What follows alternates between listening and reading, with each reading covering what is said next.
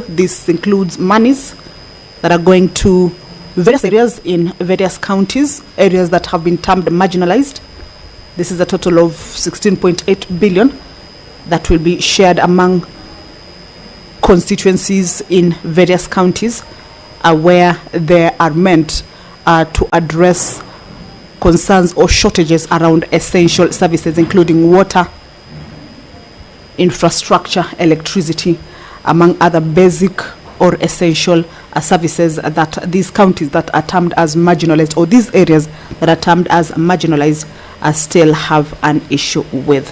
So these two counties, these two bills, debate on them were done conclusively. This afternoon, these bills will be going into division. They are at their second reading stage, and therefore this afternoon the members will be voting on them for them to be read a second time, and that will give room or pave way for them to also proceed into the next stage, that is consideration at the Committee of the Whole House. This is where, if there are any amendments that were made by the members of the Senate during the consideration as debate was taking place, that is the stage that those considerations will be taken up. That is the Speaker's procession making its way into the chamber. Speaker of the Senate, Honorable Amason Jeffa Kingi. He will be presiding over this afternoon sitting. Allow me to hand you over to this live broadcast brought to you by PBU in partnership with KBC. My name is Kamche Menza. Good afternoon. Na tuombe. Ewe Mwenyezi Mungu, twakusihi ututazame kwa neema nyingi na baraka, sisi watumishi wako ambao umeridhika kutuita kwa nyadhifa za uongozi katika jamhuri hii yetu. Twakuomba utuajalie tuyatende na kufikia mambo yote yatakayofikishwa mbele yetu kwa njia ya haki na uaminifu, ili kustawisha amani, ufanisi na heri ya nchi yetu na wale ambao haja zao umezikabidhi mikononi mwetu. Amen.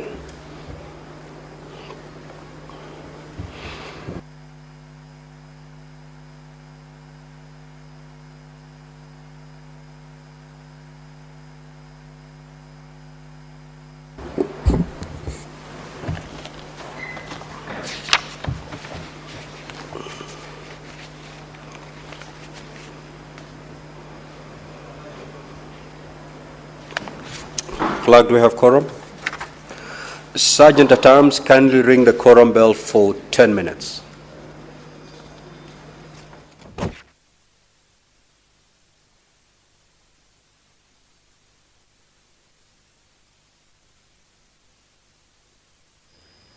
Well, the House is about to commence its business.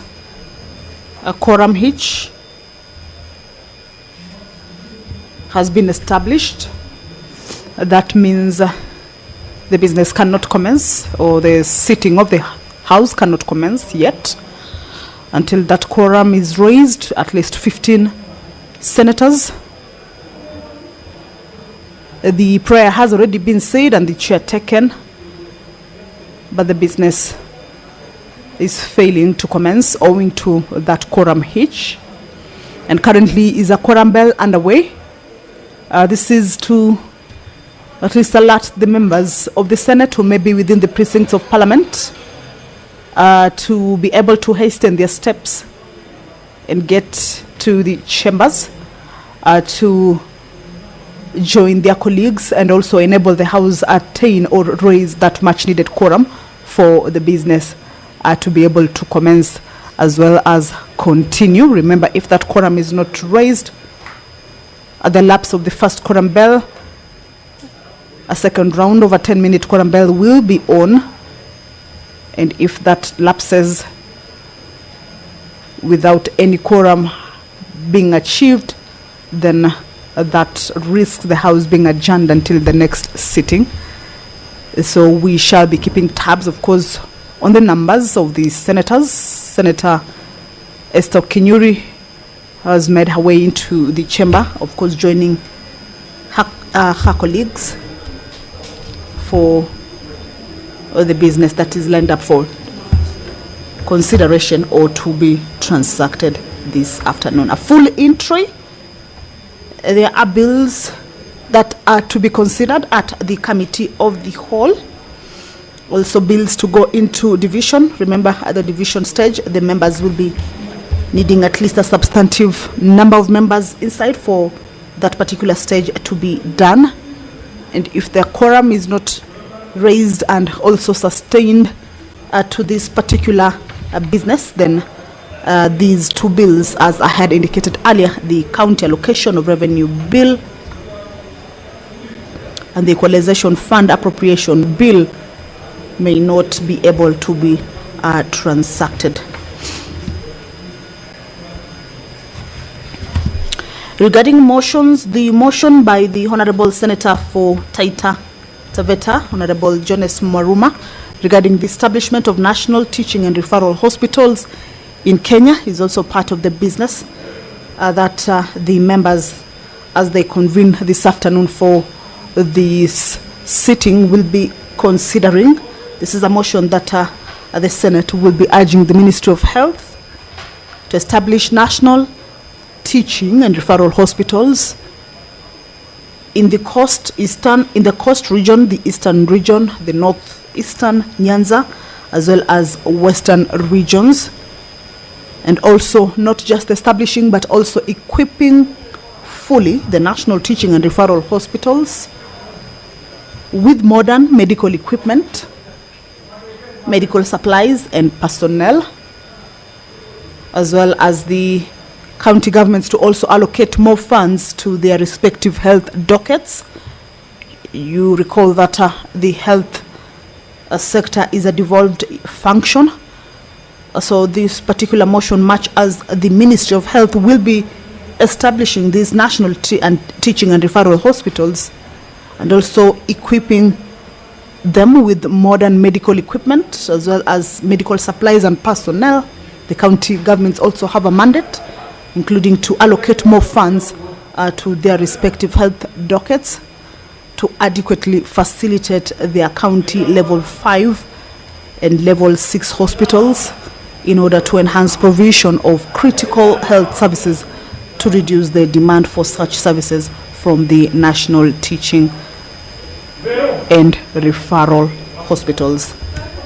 The mover of this motion backs up the proposal in that the country has 5 national teaching and referral hospitals, with Kenyatta University Research and Teaching Hospital in Kiambu County and Moi Teaching and Referral Hospital in Eldoret, Uasin Gishu County, being the only ones outside Nairobi County. The bed capacity, medical equipment, human capital in these national teaching and referral hospitals. Allow me to hand you over. Seats. Clerk, kindly call the first order. Order number 1, administration of oath. Order number 2, communication from the chair. Order number 3, messages.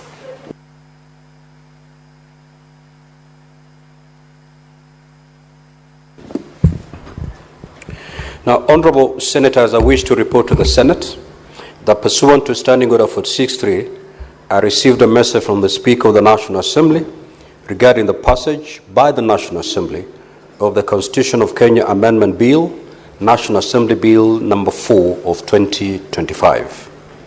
The message, dated Wednesday, 2nd July 2025, was received in the office of the Clerk of the Senate on the same date, while the Senate was on recess. Now, pursuant to Standing Order 46.5, I now report the message. Pursuant to the provisions of Standing Order 41.1 and 142 of the National Assembly Standing Orders, I hereby convey the following message from the National Assembly.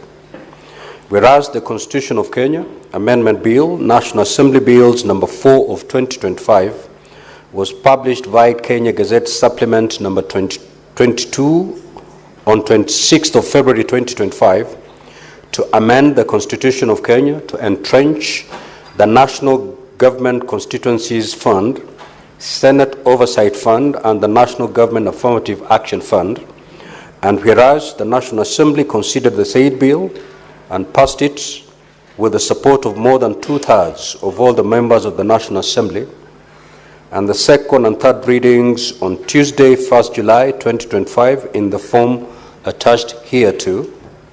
Further, whereas as at the time of the introduction of the bill in the National Assembly, the co-sponsors of the bill had indicated that Senator Hilary Sigei MP and Senator Danson Mungatana MP will co-sponsor and be in charge of the bill in the Senate.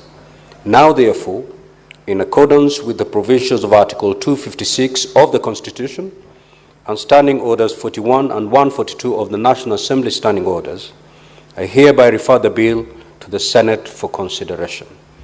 Now, Honorable Senators, Standing Order 163.1 requires that a bill which originates in the National Assembly be proceeded with in the manner as a bill introduced in the Senate by way of first reading in accordance with Standing Order 144.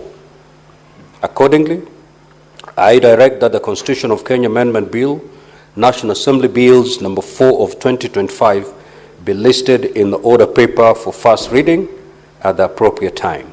Further, since the bill seeks to amend the Constitution of Kenya by parliamentary initiative, the provisions of Article 256 of the Constitution and Standing Order 140 shall apply in the processing of the bill in the Senate.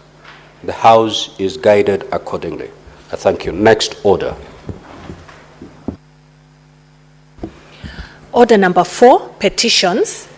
Order number 5, papers. The Chairperson Standing Committee on Devolution and Intergovernmental Relations.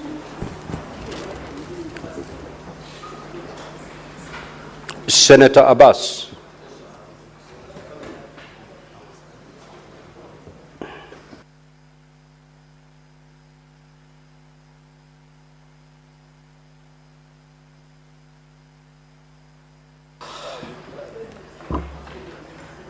Honorable Speaker, I beg to lay the following papers on the table of the Senate today, 17 July 2025.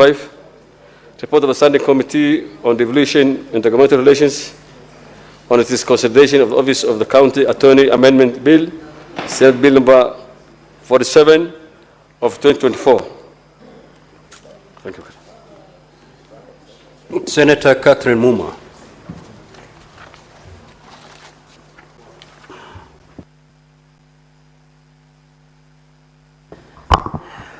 Mr. Speaker, sir, I beg to lay the following paper on the table of the Senate today, 17th July 2025.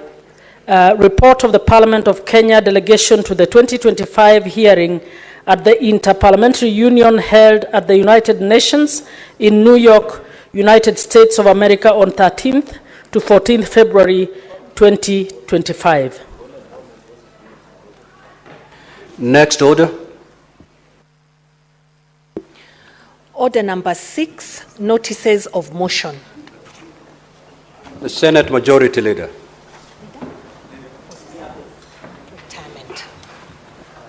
Oh, okay. Mr. Speaker, I rise to give notice of the following motion, which is approval of Senate nominees for the appointment to the Board of Trustees for the Post-Service Medical Scheme for members of Parliament.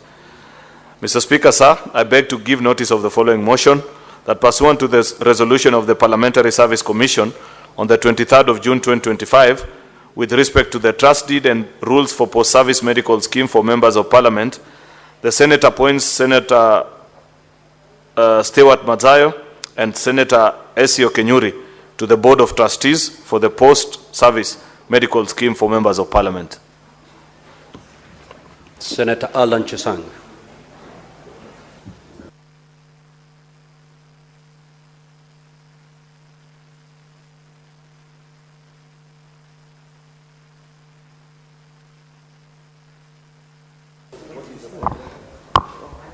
Mr. Speaker, I beg to give notice to the following motion that the Senate adopts the report of the Mediation Committee of the Gambling Control Bill, National Assembly Bill number 70 of 2025, laid on the table of the Senate on Wednesday, 16th July 2025, and that pursuant to Article 1 132 of the Constitution and Standing Order 167.3 of the Senate approves that the mediation version of the bill. I thank you, Mr. Speaker. Senator Catherine Muma.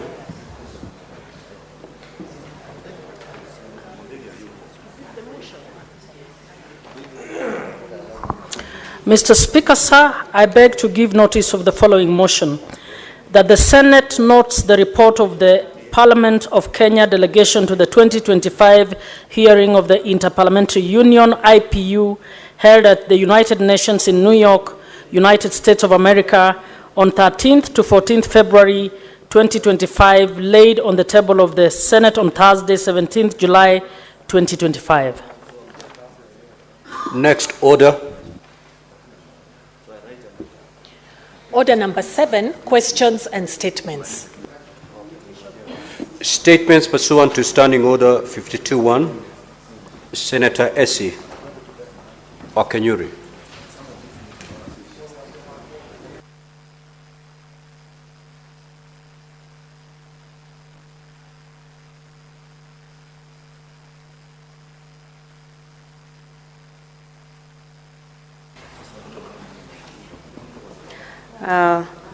Thank you, Mr. Speaker. This is a statement on a matter of international concern on the World Expo 2025 in Osaka, Japan. Mr. Speaker, sir, I rise pursuant to Standing Order 52.1 to make a statement on a matter of international concern regarding the World Expo 2025. Mr. Speaker, sir, World Expos, officially known as International Registered Exhibitions, are global platforms where nations converge to explore solutions to the world's most pressing challenges through engaging and immersive experiences. They attract tens of millions of visitors, enable countries to build iconic pavilions, and leave lasting legacies in host cities. The first World Expo was held in 1851 in London, and since then, 36 have taken place. These expos have grown to become unparalleled global events in terms of size, scale, duration, and attendance.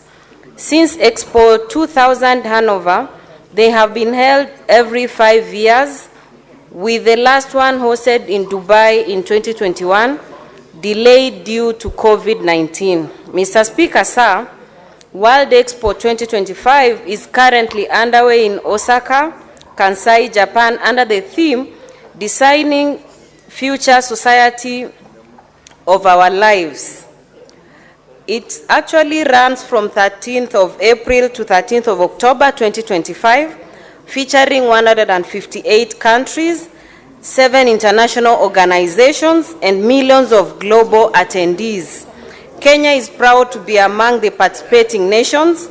By the end of June 2025, over 700,000 visitors had toured Kenya's pavilion, including Princess Aiko, the eldest daughter of Japan's Emperor and Empress.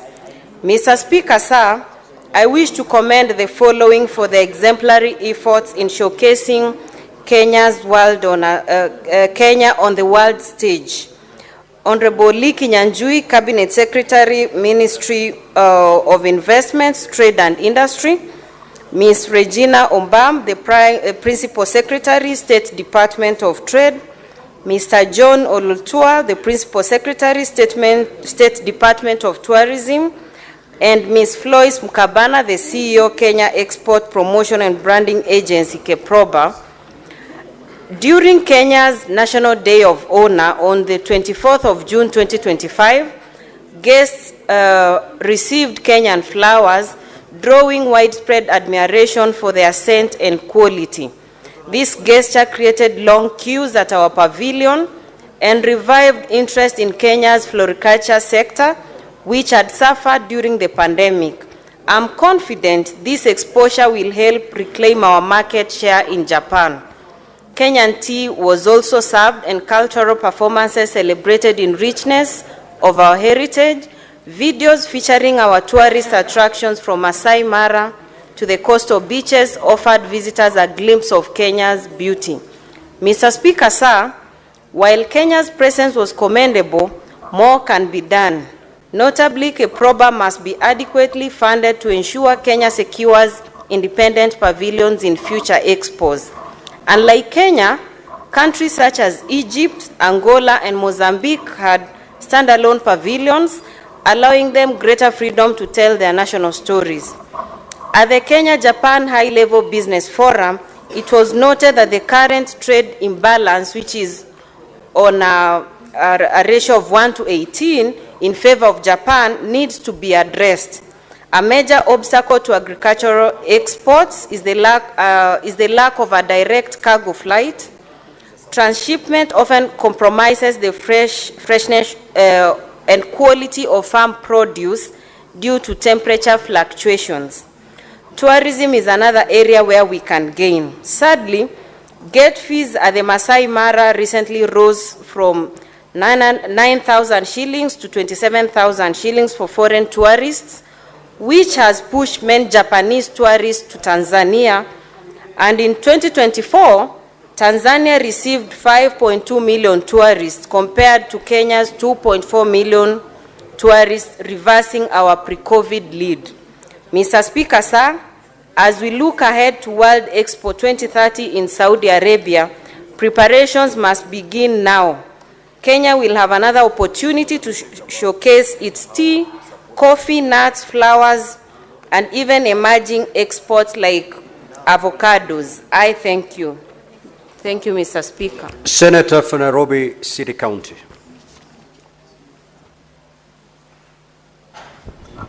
Speaker, thank you for your kind indulgence to allow me to read this statement on the welfare of staff who work for Chandarana Food Plus supermarket chain. Mr. Speaker, I rise pursuant to Standing Order 52.1 to make a statement on a matter of general topical concern, namely the welfare and general working conditions of staff at the Chandarana Food Plus chain of supermarkets, especially at their Diani branch. Mr. Speaker, my office has received a complaint from staff at the retailer alleging cases of mistreatment, discrimination. Order, honorable senators. May the Senator for Nairobi City County be heard in silence, please. Thank you, Mr. Speaker. My office has received a complaint from staff at the retailer alleging cases of mistreatment, discrimination, harassment, racism, and unlawful termination of contracts, a clear pointer to levels of illegality and poor welfare at one of the biggest supermarket chains in the country. I feel obliged, therefore, to speak out on the matter because it may be a microcosm of a larger problem within not just the retail sector but across the low-income demographic in the entire country. Mr. Speaker, for a long time, Kenyan low-income earners have, in a desperate attempt to earn an honest living, endured horrible working conditions and unimaginable abuse from many employers and organizations. Many of these go unreported, but with this silence, their cancer metastasizes into a national disaster needing urgent mitigation. Needless to say, low-income earners are the drivers of the economy, and their contribution to the GDP and the national growth cannot be gainsaid. Despite this reality, this demographic is also the most vulnerable to poor conditions of working and weak employment safeguards, and is generally prone to bear injustice without requisite support from the authorities. Mr. Speaker, sir, Article 41 of the Kenyan Constitution prohibits discrimination in recruitment, promotion, pay and conditions of work. Further, the Employment Act 2007 guarantees every worker access to fair labor practices, fair remuneration, and reasonable working conditions, as it clearly defines the fundamental rights of employees.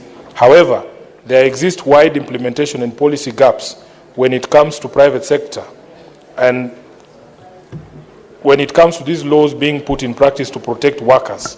Indeed, a large section of the private sector remains weak on implementation of employment laws and subsequent protection of the working public. The exploitation must be addressed in its entirety and the root causes remedied immediately. Mr. Speaker, sir, apart from cases of workplace harassment being a hidden phenomenon in many of the establishments where the public moves in and out, nearly all of us have at some point encountered employees undergoing overt harassment by their employers. 62 years after independence, it is time to put our collective foot down and squarely tackle the mistreatment of low-income earners, especially in the retail chain sector. It behooves investors running businesses in the country to treat their local staff with dignity, just like it is our collective responsibility as Kenyans to create an enabling atmosphere that promotes thriving enterprise in the country. as a key cog in employment. It is immoral to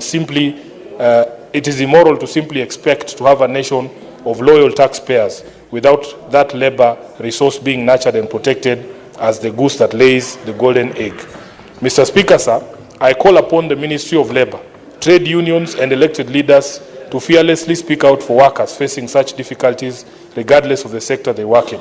It is important to note that the fear of victimization is a major cause of silence among victims, and it is imperative for leaders to bridge that gap by being firm and principled on the side of justice for the underprivileged. I further call upon the owners and the management of Chandarana Food Plus chain of supermarkets to address the matter of discrimination and harassment not only at their Diani branch but in all their units across the country. This is a responsibility bestowed by law and by fair labor practices. I also wish to urge Parliament to work towards tightening laws whose weak implementation tends to open the door for such employee mistreatment within the workforce. Together, we must protect the low-income earners in the country from further exploitation. I thank you, Honourable Speaker. The Senate Majority Leader.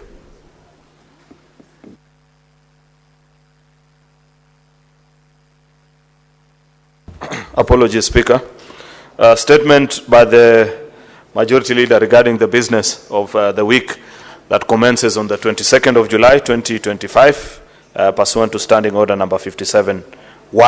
Mr. Speaker, this is the status of legislative business for that week. Mr. Speaker, sir, we have 59 bills, of which 40 are the second reading and 19 are at the committee of the whole stage pending consideration. There are 32 motions, Mr. Speaker, 3 of which are pursuant to Standing Order number 238, all of which have been discussed and are now pending conclusion. Further, Mr. Speaker, we have 28 petitions that are pending conclusion by respective committees, and like I observed last week, 19 of them, Mr. Speaker, are due for reporting already. So I want to request the chairpersons who are in the House, and I can see a number of them, Senator Faki, Senator Issa, I think Senator Muma, quite a number of them, and perhaps some are seated behind me that I cannot see them, Mr. Speaker. If you're chairperson of a committee and you have a petition that is due for reporting, we are being very unfair to the citizens that petition this House, because they do so believing that we can deliver justice expeditiously, Mr. Speaker. And therefore, I hope that we can do that, Mr. Speaker, because that is part of our constitutional mandate, Mr. Speaker. We had an interesting one last week, the one by Mr. Musundi, Mr. Speaker, which we are already counting the 30 days because we continue to see that violation. It was quite tragic, Mr. Speaker. Not tragic, but poetic injustice, not justice this time. Because I spoke about it, and on Friday, last week, I went to a function, Mr. Speaker, I was a chief guest, and the member of the National Assembly had actually branded a photo of themselves on that particular bus. I almost asked them to remove it, but then I figured the 30 days are not yet over. So I hope Secretariat, Mr. Speaker, are following up on the resolution of that matter. I was just making that point, Mr. Speaker, to remind our chairpersons on the importance citizens attach to this House, especially with regards to petition. There is a reason why this House receives almost 3 times the number of petitions that our counterpart House, more than our counterpart House, Mr. Speaker. So I want to request of our chairpersons, please don't let that very stellar performance and good record of this House disappear. Honorable Senators will also note that, as indicated in Order number 10 and 11 in today's order paper, 2 bills are scheduled for division at the second reading stage. Further, at Order number 12, the President's reservations to the Conflict of Interest Bill, National Assembly Bill number 12 of 2023, are equally scheduled for division at the Committee of the Whole Stage. I therefore request our party whips to mobilize the requisite delegations for the divisions to be undertaken to ensure progress is made on this bill. Particularly, Mr. Speaker, the 2 bills that we concluded in the previous days, county allocation of revenue and equalization, which we concluded yesterday after a very interesting debate, Mr. Speaker, from members who gave their perspectives on who deserves to be equalized and who doesn't deserve. It was quite interesting, Mr. Speaker, to listen to the various perspectives.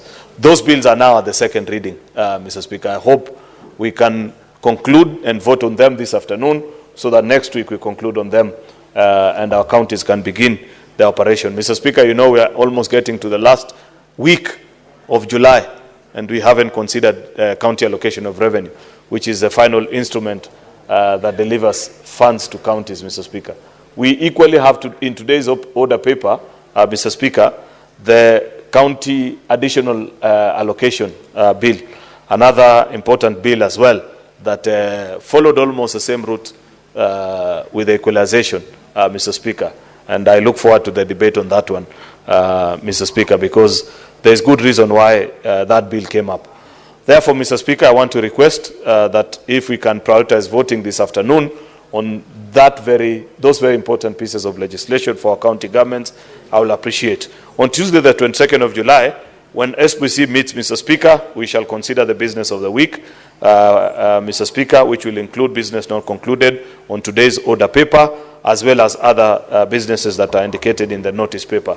The Wednesday, 23rd of July, Mr. Speaker, will include questions to the CSs as approved by SPC, as well as motions. We have next week the Minister in charge of Youth Affairs, Creative Economy and Sports, who's responding to questions by a number of colleagues.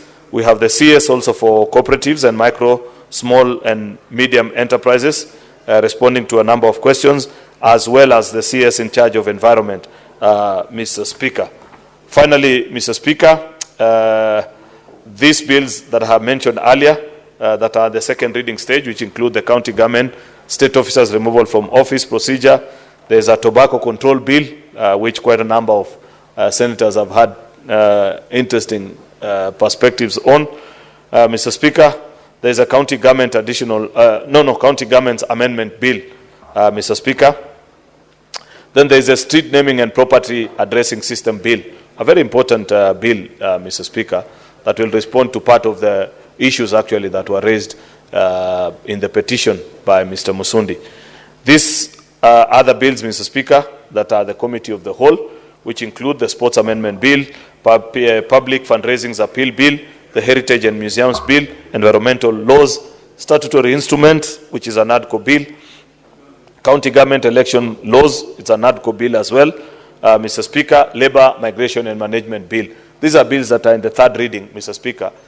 And I want to request colleagues, if possible, if we can schedule time next week and prioritize the conclusion of bills that we have finished actually moving of the amendments, and all that is required is to vote, Mr. Speaker. So I want to request if members can prioritize their attendance to the House so that we conclude on those bills. We have motions also on reports of the various standing committee, including the devolution committee, Mr. Speaker, into the state of markets in Vihiga and Bungoma County, arising from a statement that had been sought by Senator Osotsi and Senator Wakoli, both of the two counties. There's a progress report also from the cohesion and equal opportunity. I want us to debate this, Mr. Speaker, because it's one of the takeaway items that came out of the motion that this House moved after the June 25th protest of 2024, Mr. Speaker. And many times we keep on being asked, after you guys spoke for that long, what else have you done?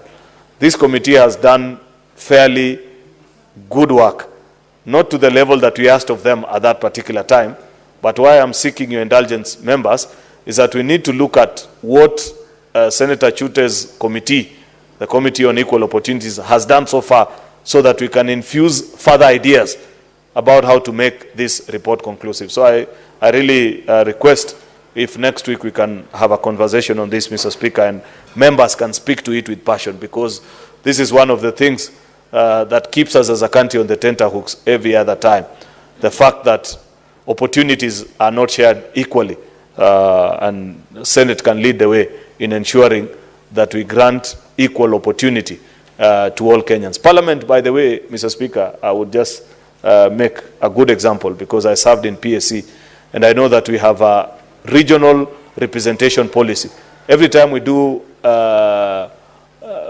employment in this House, in Parliament, Mr. Speaker, part of what we consider is a geographical representation of the candidates that you have, that are being considered, especially where there is mass employment. And there's a quota allocated to every region, Mr. Speaker, including even in internship.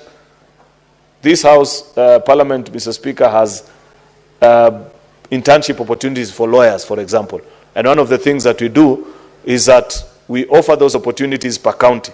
So if this year we have county 1 to 15, because there are 15 slots, unless they have increased now, those 15 counties sit out for the next 3 years until the rest of the 32 counties out of the 47 have gotten an opportunity to present a candidate.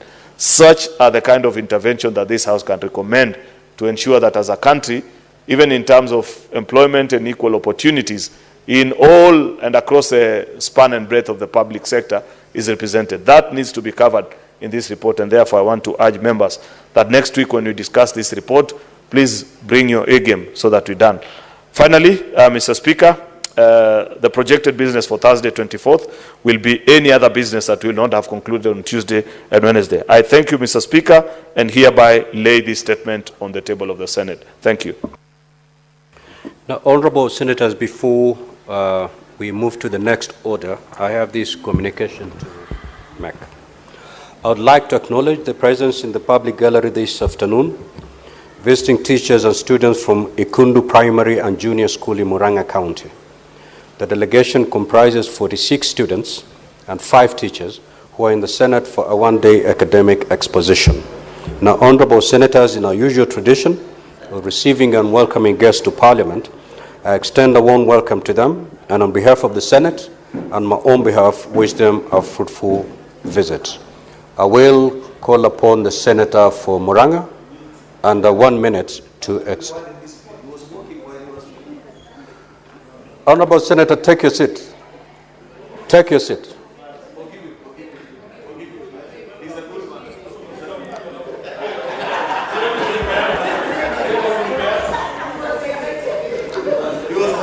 Majority Leader, you cannot dictate how the chair is going to handle its business. Honorable Nyutu, under 1 minute, kindly extend 1 word of words. Thank you very much, Mr. Speaker, for this opportunity, and thank you for correcting the mischief by the Majority Leader. I take this opportunity, Mr. Speaker, to welcome the pupils and teachers of Ikundu Primary School. This is a school in Maragua constituency, and to be specific, in Ginda ward of the same constituency. So I take this opportunity to welcome the good pupils and their teachers and encourage them to stay on for the time that they are going to be here to see what is done in this particular house, the upper house, that basically is about evolution. And Mr. Speaker, this is a school that is very progressive, and I know and I want to assure the pupils of Ikundu Primary School and their teachers that we have faith in them and their future is very bright. Thank you, Mr. Speaker. Next order.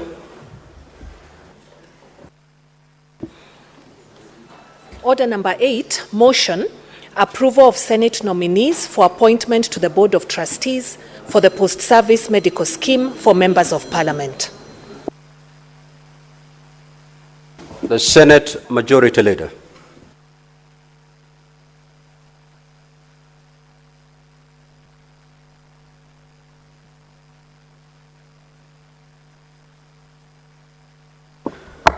Mr. Speaker, I rise to move the following motion. This is the approval of Senate nominees to the appointment to the Board of Trustees for the post-service medical scheme for members of Parliament, that pursuant to the resolution of the Parliamentary Service Scheme on the Parliamentary Service Commission of 23rd June 2025 with respect to trust deeds and rules for post-service medical scheme for members of Parliament, the Senate appoints Senate Justice Retired Stewart Mazayo and Senator Esther Okenyuri to the Board of Trustees to the post-service medical scheme for members of Parliament. Mr. Speaker, that is what it is. I request Senator Ledama Olekina to second.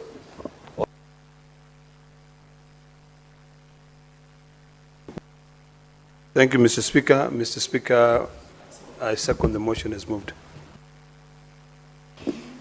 So, honorable senators, I'll proceed to propose the question that pursuant to the resolution of the Parliamentary Service Commission of 23rd June 2025 with respect to the trust deed and rules for the post-service medical scheme for members of Parliament, the Senate appoints Senator Justice retired Stewart Mazayo, EGH MP, and Senator Esther Okenyuri, MP, to the Board of Trustees for the post-service medical scheme for members of Parliament.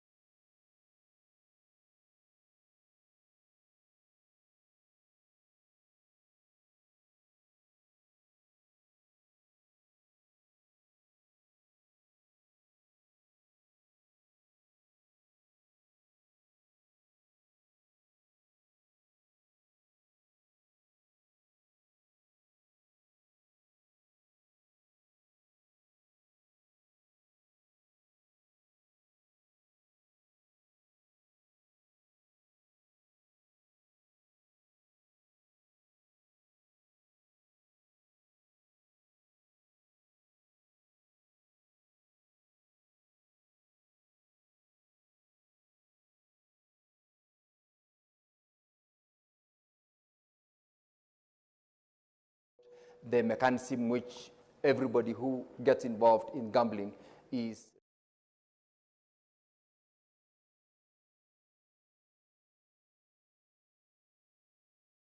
the motion so that the bill can progress to the next level for processing. And I thank you. Honorable Senators, I will now propose the question that the Senate adopt the report of the Mediation Committee on this Gambling Control Bill, National Assembly Bills number 70 of 2025, laid on the table of the Senate on Wednesday, 16th July 2025, and that pursuant to Article 113(2) of the Constitution and Standing Order 167(3) of the Senate, approve the mediated version of the bill. Now, the floor is open for debate. The Senator Fernandi.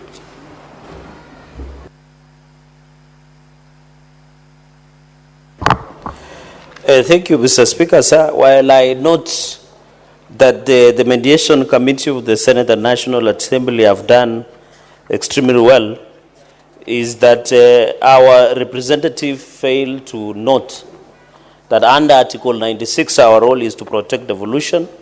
And on the fourth schedule, there is a critical role of Mr. Speaker, of county governments. And one of the critical roles of the county government is issuance of licensing, not only on other things, but also including gambling. While I appreciate there is an amendment that has been proposed by the committee, we should have increased elaborate, because there are so many licenses that we issue. Mr. Speaker, when you visit a number of our local shops somewhere in Narok Town, you will notice the wall is mosaic. Not because it is a design of that shop, but because of the many licenses that we issue. And therefore, I agree, but we should have retained and given powers for the licensing, while I appreciate that they are proposing that county will develop county legislation. So, Speaker, you have to appreciate this country is a country of diverse. When you go where Senator Haji comes from and other counties that are predominantly Islamic, yeah, even, I don't know, Kwale and also Mombasa predominantly. I'm not saying all of it predominantly. That's good English. It's called prospectus, Mr. Speaker, or conceptus, Mr. Speaker. Mr. Speaker, I thought there is only one speaker in the House. Mr. Speaker, therefore, it will be a big challenge.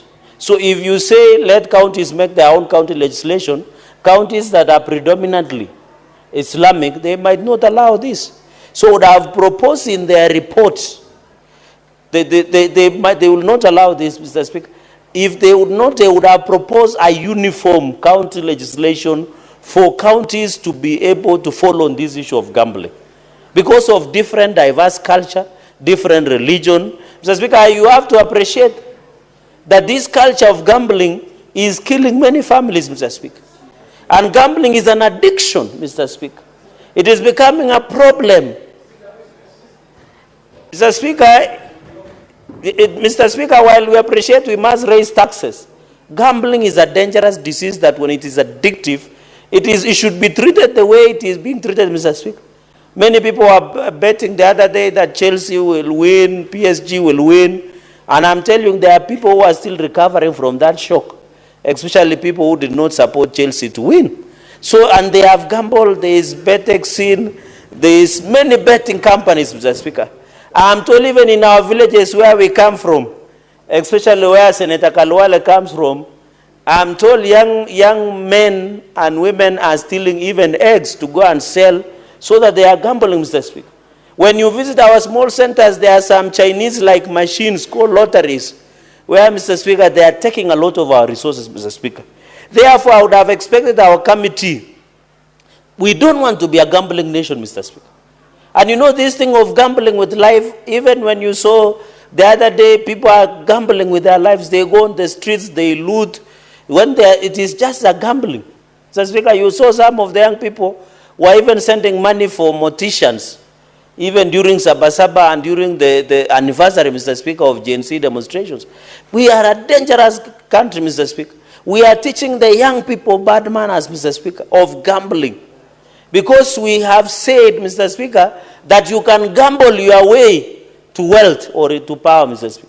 We should desist, and even I'm happy, Mr. Speaker, some of your guests, including boys and girls from various schools, should know that gambling is a bad manners. We should not teach our society to gamble. We should not.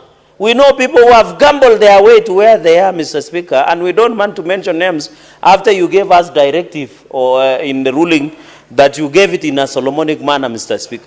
So we don't want to teach anybody to be a gambler. The only gambler we should allow is Kenny Rogers' song about gambling, Mr. Speaker. That's the only song we should allow. The Kenny Rogers, Mr. Speaker. No, the standing orders does not allow me to sing, Mr. Speaker, and they are misleading me. Mr. Speaker, you should know when to run and when to stay. Mr. Speaker, so this issue of trade permits, licensed amusement machines, pool table permits, Mr. Speaker, license and supervise of county issuance of trade permits for total setters. Mr. Speaker, these are very interesting English. Mr. Speaker, it reminds me of the hearing of the president of Eastern Cape, Judge Celebi Mbenenge, over his claims of sexual harassment, and he's using very powerful English like what the committee have used here, Mr. Speaker.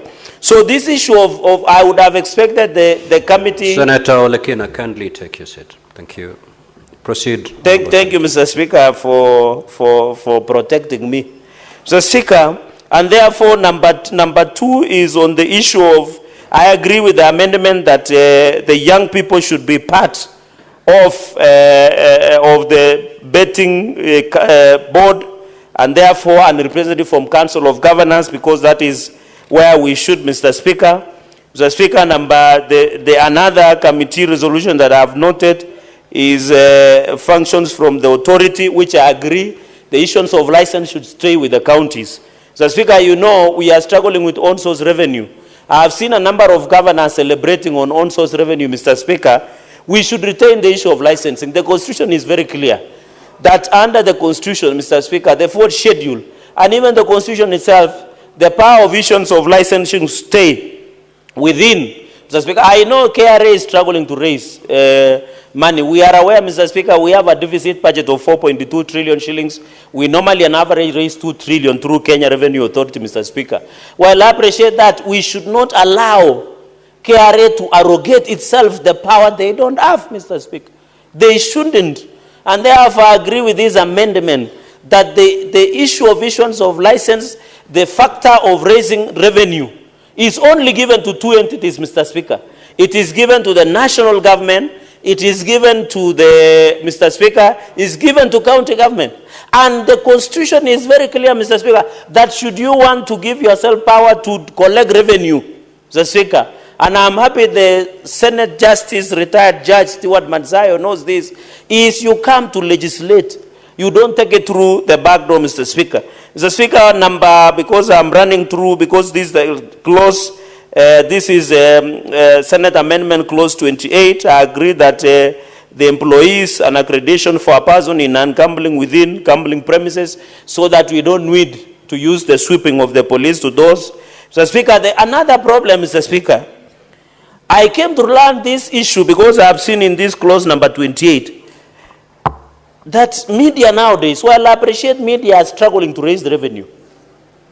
Mr. Speaker, all the radio stations, the televisions, I have tremendous respect for the media. That's why they are called the fourth estate. Mr. Speaker, I was surprised even old men and women of 70 years are now gambling in radio stations. In TVs, Mr. Speaker, they are now gambling. It is becoming a dangerous disease. Mr. Speaker, while media are trying to raise the revenue to run their stations, I know one of the media owners is looking at me, Mr. Speaker. He is trying and be moral. We cannot legislate anything. From morning to evening, Mr. Speaker, you only hear promotion. Buy this. If you gamble with 1,000, you gain 10,000, Mr. Speaker. We don't want to reduce this country to a gambling nation. We are gambling with our lives. We are gambling with the economy. We are gambling with elections, Mr. Speaker. We are gambling in our relationship, Mr. Speaker. Mr. Speaker, I want to agree, these media promotions, we must regulate, Mr. Speaker. It should be PG. It should be parental guidance. It should be put, Mr. Speaker, at the watershed period, Mr. Speaker, so that we don't need the NCCK or Kenya Episcopal Conference of Catholic Bishops or the evangelistic or traditional or the Islamic religious to come out and tell us to religiate on issues that can be done morality, Mr. Speaker. We don't want to create a society, Mr. Speaker, an aspect of capitalism. You know, capitalism does not have a soul and a heart, Mr. Speaker. And therefore, I agree that we must regulate. And I'm told, Mr. Speaker, these promotions that you do in media, you can imagine 1 million Kenyans sends 100 shillings. And they end up giving out only a gift of 500,000. So, Mr. Speaker, they are making a lot of money. Number 31, I agree that the period of validity of license will increase from 12 to 36 months. Mr. Speaker, this one will give opportunity. And I agree that let us increase from 12 months this issue of operation license, of the gambling license move from 12 months to 36 months so that it can allow ease of doing business, Mr. Speaker, convenience, reliability. Therefore, Mr. Speaker, this issue of 12 to 36 months is very critical so that it becomes predictable, Mr. Speaker. Mr. Speaker, I was talking to some businessmen and women. It is becoming a problem visiting county offices. When you go to county offices, you are being told, can you come behind the tent? It is inconveniencing, Mr. Speaker, starting a business in this country. And I want to appeal to government agencies, Mr. Speaker. Starting a business in this country, by the time you get even one license, if you have never gotten an heart attack, you get diabetes or hypertension. Because we have created a very tedious process of receiving licensing in this business, including from NEMA, Mr. Speaker, from all the agencies, including public health. Why don't we create one portal that when you want to apply license, you can get only one license? If today, Mr. Speaker, you want to cut a tree in Nairobi, the agencies, Mr. Speaker, that you will go, even those agencies are not more than the process of going to heaven, Mr. Speaker. It is so tedious. It is so unfortunate, Mr. Speaker. Therefore, by the time you get your license, if you are not sick, Mr. Speaker, you are bankrupt. Because this brown envelope, Mr. Speaker, your file has disappeared and all those. So I agree that there should be predictability. Gambling license should move from 12 months to 36 months. On the issue of tax rate of 15%, lottery tax at the rate of 15%, Mr. Speaker, as I indicated, that the gambling issue, we should be very careful as a country. In fact, I want to request, Mr. Speaker, the Committee of Trade and ICT must do an audit of this gambling that we have, Mr. Speaker. You are being told you can win a mbuzi or a goat, you can win a car, you can win 100,000, you can win a trip to Diani, you can win a trip, Mr. Speaker. They are just playing with the imaginations of Kenya, and they are making more money. I am daring today, I can see the chair of trade, Senator Issa Juma Boy. Just take one media company or an advert. 1 million Kenyans send 100 shillings, including our old men and women in the village. And they only give a reward of 500,000 or even 20,000.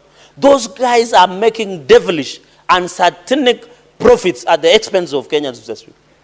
They are making it, Mr. Speaker. There are people who are going without food because they are gambling, Mr. Speaker.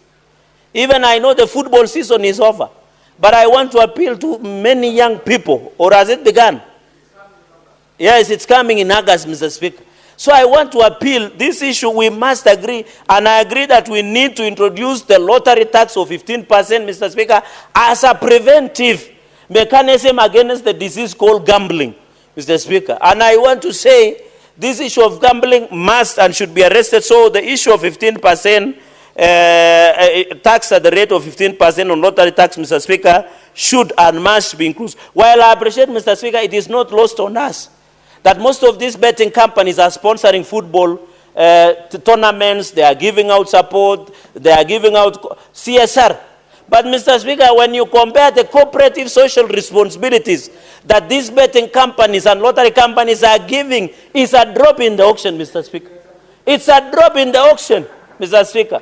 And therefore, they must pay tax, and we must ensure this CSR, while they say, I normally see they sponsor Gorbaya, AFC, when Mr. Speaker, you know, in the spirit of East Africa, I have a lot of interest in Tanzania, Mr. Speaker.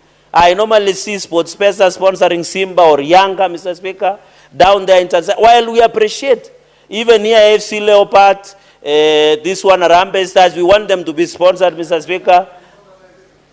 Mr. Speaker, and many other companies. Honorable Faki, allow your colleague to make his comments. Proceed. Mr. Speaker, if you need to give information, you know what to do. Mr. Speaker, you know some habits die hard. Old habits, sorry. Old habits die hard, and I understand why. Mr. Speaker, he's a good man. So, Mr. Speaker, this one of the tax should be charged by the license broker, and we agree with that, Mr. Speaker. Mr. Speaker, quickly, single from to 1 shilling, Mr. Speaker. This is where I was saying. I don't know whether our majority leader, I don't know whether your membership are aware of the reality on the ground. Because vitu kwa ground is different, Mr. Speaker, forgive my language. But how do you reduce from 20 shillings to 1 shilling?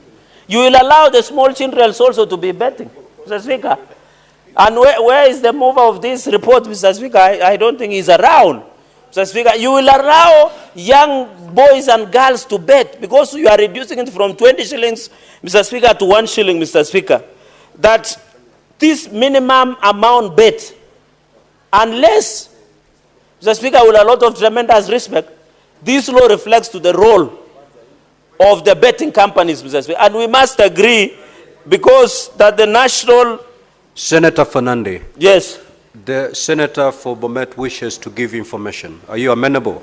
No, if it was about Chebole Road, I would have agreed, but on this one, I'm an expert. Proceed. Allow me, Mr. Speaker, to proceed. No, to reduce the minimum of single bet in a casino from 20 shillings to 1 shilling, Mr. Speaker, unless you want me to bring a casino, even the small you see in Jebwalungu Center, somewhere in the Bomet, Mr. Speaker, because in the committee report, this is not my report, Mr. Speaker. Mr. Speaker, on the clause number 66, I think when you will be replying, you can clarify if you think I didn't capture your but we should stop from being gatekeepers of certain interests, Mr. Speaker. I know them. Mr. Speaker, I've been around for long. I know they are put on a mask, but we'll unmask them when the time comes, Mr. Speaker, during voting. Mr. Speaker, I allow the clause number 66. In this issue of financial reporting and monetary, I agree they have done a good job there. Mr. Speaker, the issue of money laundering. Mr. Speaker, you know there are people who are stealing public funds. We used to have pirates here in Somalia. There was a lot of money coming to it's called illicit money. Mr. Speaker, and I think on the issue of money laundering, Senator Sige, you have done extremely well on this matter. We must address money laundering, Mr. Speaker. We don't want people to be stealing money and putting it in betting so that they can laundering. Because the process of money laundering, the layering process, and reintegrating the illicit money into the system, Mr. Speaker. Mr. Speaker, on the issue, because I'm running through quickly, clause number 71, Mr. Speaker, penalty, I disagree, Mr. Speaker, to 50 shillings. I think this one, the mediation of by deleting amount 5 million, therefore 3 million shillings. Mr. Speaker, I thought we had agreed. While we don't want to morally legislate, why would you reduce? We want this to be punitive. We want people who want to gamble, people who have excess money, like Senator Issa and Senator Faki. Mr. Speaker, we want people who have a lot of money to gamble.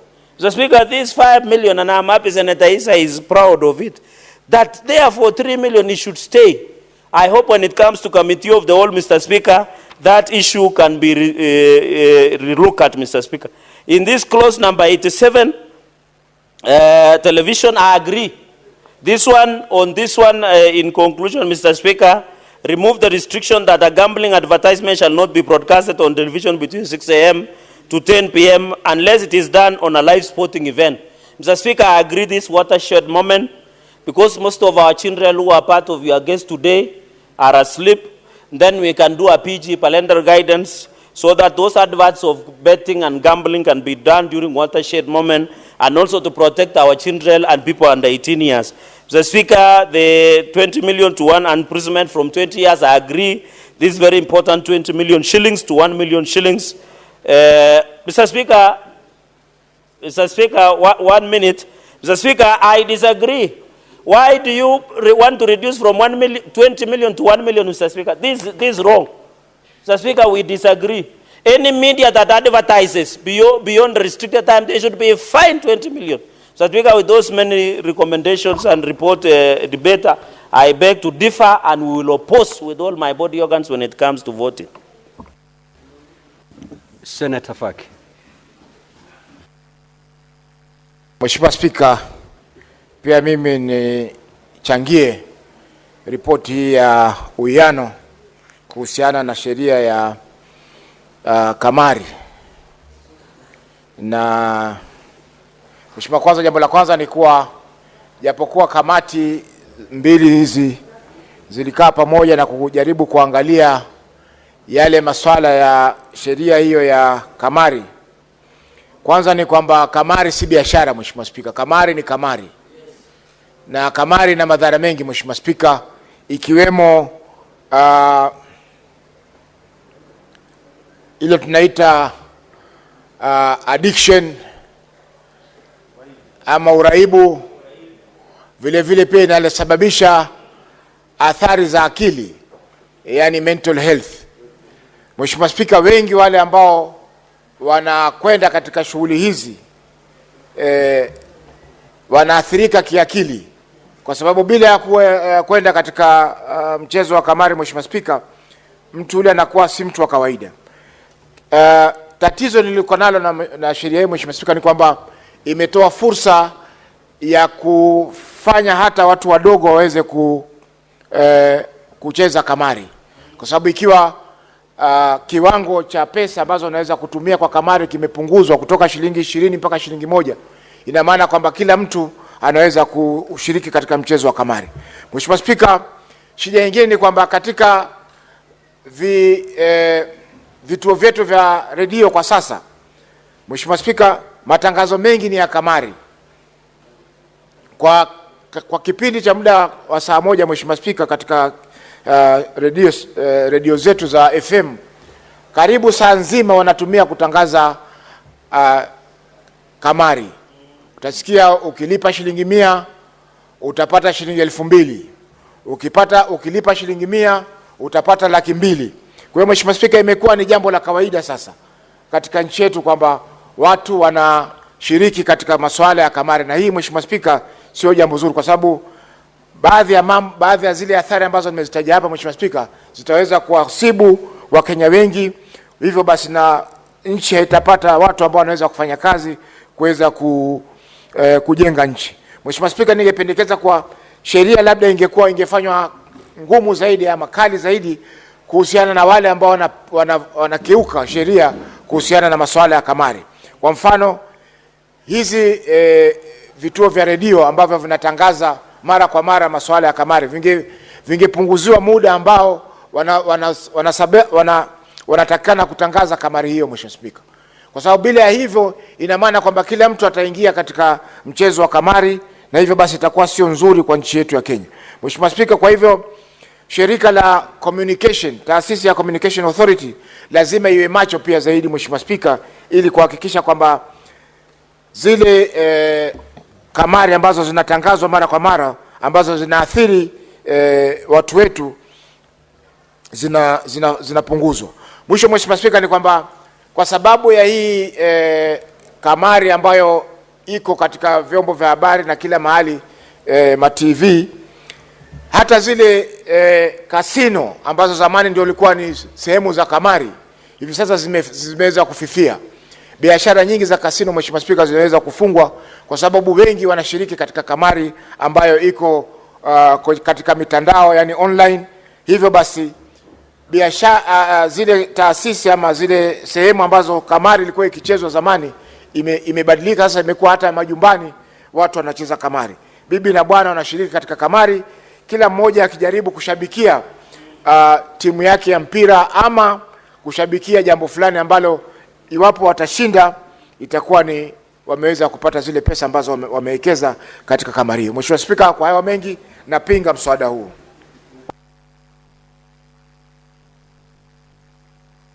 Senator Mungatana. Mr. Speaker, thank you for giving me the opportunity to make a comment on this mediated version and this report that has come back to the Senate for approval. Mr. Speaker, I want to commend the team that sat down for this mediation process. On our side, we were led by our Senator and Chair of ICT, Senator Chesang, and we are grateful, Mr. Speaker, that some of the critical issues that we raised, some of the issues that were bringing disagreements between the two houses have been resolved.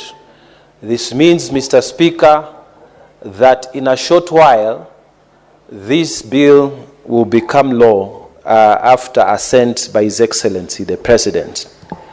Mr. Speaker, during the main debate of this gambling law, when it was at the Senate, I raised the issue of physical presence. Mr. Speaker, you will find that foreigners are truly exploiting Kenyans, and they are doing it online, Mr. Speaker. Foreigners who are involved in gambling, they actually do something called grooming of potential customers who are Kenyans. They will put very nice, well-spoken ladies to talk to people. They will make sure that you have a few winnings at the beginning. And once you are hooked, Mr. Speaker, they start taking money from you. And there is no physical presence of these offices in Kenya. And Mr. Speaker, what happens? Because in my practice of law, I came across a victim who explained to me what happened. They send you agreements. These agreements, they give you confidence that although they don't have a physical presence in Kenya, you will get your money. And sure enough, the first few you will get. Then afterwards, when you have put in good money, you will hear that company has closed down. You go to the website, it's not there. So, Mr. Speaker, this report is saying that going forward, physical presence will be mandatory. And Mr. Speaker, this is a good thing. I support this report. Again, Mr. Speaker, it says that for foreigners who wish to engage in this business, if you can call it, of gambling, they must put a security, substantial security, Mr. Speaker. And I think the report had recommended something like 50 million. This, Mr. Speaker, ensures that the potential victims, in case that gambling or online gambling collapses or closes down, the potential victims can actually go and secure at least to the extent of 50 million. Mr. Speaker, this is a good development. Because, Mr. Speaker, I'm aware that some of these online foreign companies that have been engaged in stealing from Kenyans, what they do, they set up business in, say, DRC Congo. They encourage a few people. Once the money has reached their target, they close. The website disappears. They come to Kenya. They do the same. They get, once they hit their target, the website disappears. So, Mr. Speaker, to require now that any gambling, especially foreigners who want to engage in this business, they must put a substantial deposit, then, Mr. Speaker, this report is carrying the wishes of many of us who debated this on the floor of this House. Finally, Mr. Speaker, I like the fact that this report has carried the idea that on the local scene, these advertisements for gambling must be discouraged during the time when our children are there, during the time when our children are still awake. Mr. Speaker, when you travel to foreign countries, you would see that the time that these adverts for gambling and I don't know, you will win what when you do what. When you put this money, you will get this. When you do this, you will win this. They are always at night, mostly late night. But in this country, before this law, we used to find so much of this. Our radio station, as has been said here by a previous speaker, our television sets, you know, until you get tired of looking at them, advert after advert after advert. Mr. Speaker, this report in the mediated version, and now it's going to be law once the president assents to it, it will get rid of all those. And this report has made a significant step forward in controlling gambling. At the end, Mr. Speaker, I don't gamble because I was taught by my parents. At the end, we have the responsibility as parents to teach our children that this question of pata potea, it must not be part of your culture. At the end, we must teach our children that hard work is the only way that you will make it in life. Mr. Speaker, it reminds me many, many years ago when I was considering to open my first law firm in Mombasa. Mr. Speaker, I went to seek advice from senior practitioners. And I remember one, many years, this is over almost 40 years now. And he told me, Mungatana, there is no shortcut to success. You see where I am? I have worked hard. And the children who have visited us in this Senate today, and I'm glad you are hearing us from the plenary, from up there. There is no shortcut to success. You must put in the work. You see all these senators who are seated here, none of them will tell you, you will see their suits and their nice looks and what, but they will not tell you the story of sleeping late at night, moving with broken vehicles, spending nights in most uncomfortable situations, looking for votes, convincing people to sell their vision. And that's how they are seated here. Don't see the glamour and forget that there was work behind that glamour. The gambling culture is being spread on the belief that you will make it immediately. Anybody who tells you immediately, it's a red flag. Any person who tells you, put this money, you make money immediately, run away. like you are running away from the devil himself. Anything, even your hard work, by the time you are getting your KCSE certificate, it has been many years of hard work. It has been 8 years of primary. It has been 4 years of secondary school. Nobody told you that you put in a card or you put in a coin and you become a graduate of KCSE and now you're ready for university. There is no shortcut. At the end, we will make this law. I support this report, but at the end, the story is yours. The story is with your family. The story is your mother and father or your guardian. You must not gamble. Go and work. Go and work hard, and you will be successful to the extent that you imagine you will be in life. Mr. Speaker, with those many remarks, I wish to support the mediated version of this report and confidently ask the President to assent to it so that we can start regulating this gambling business. Let's not go back and forth on this matter. Let us have a law, and if this law is not good enough, the Senate does not stop operating. It will amend any section that is not good for the sake of good order in this country. Mr. Speaker, I support. Thank you. Senator Olekina.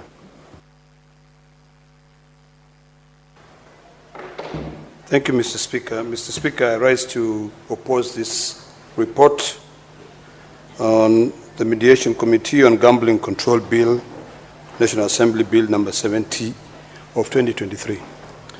And I do so cognizant of the fact that we are living in a current environment where 90% of our youth are jobless, where we have protests on a daily basis, we have issues, social issues, mental issues, economic issues that we've not been able to address, that we are now seeking an escape route to live in an utopian world of get rich fast. Mr. Speaker, I was speaking to one of our colleagues here, and she said that one of our pastors in her village in Machakos collected all the offerings in the church, but instead of using it to solve social issues or to do God's work, he ended up gambling.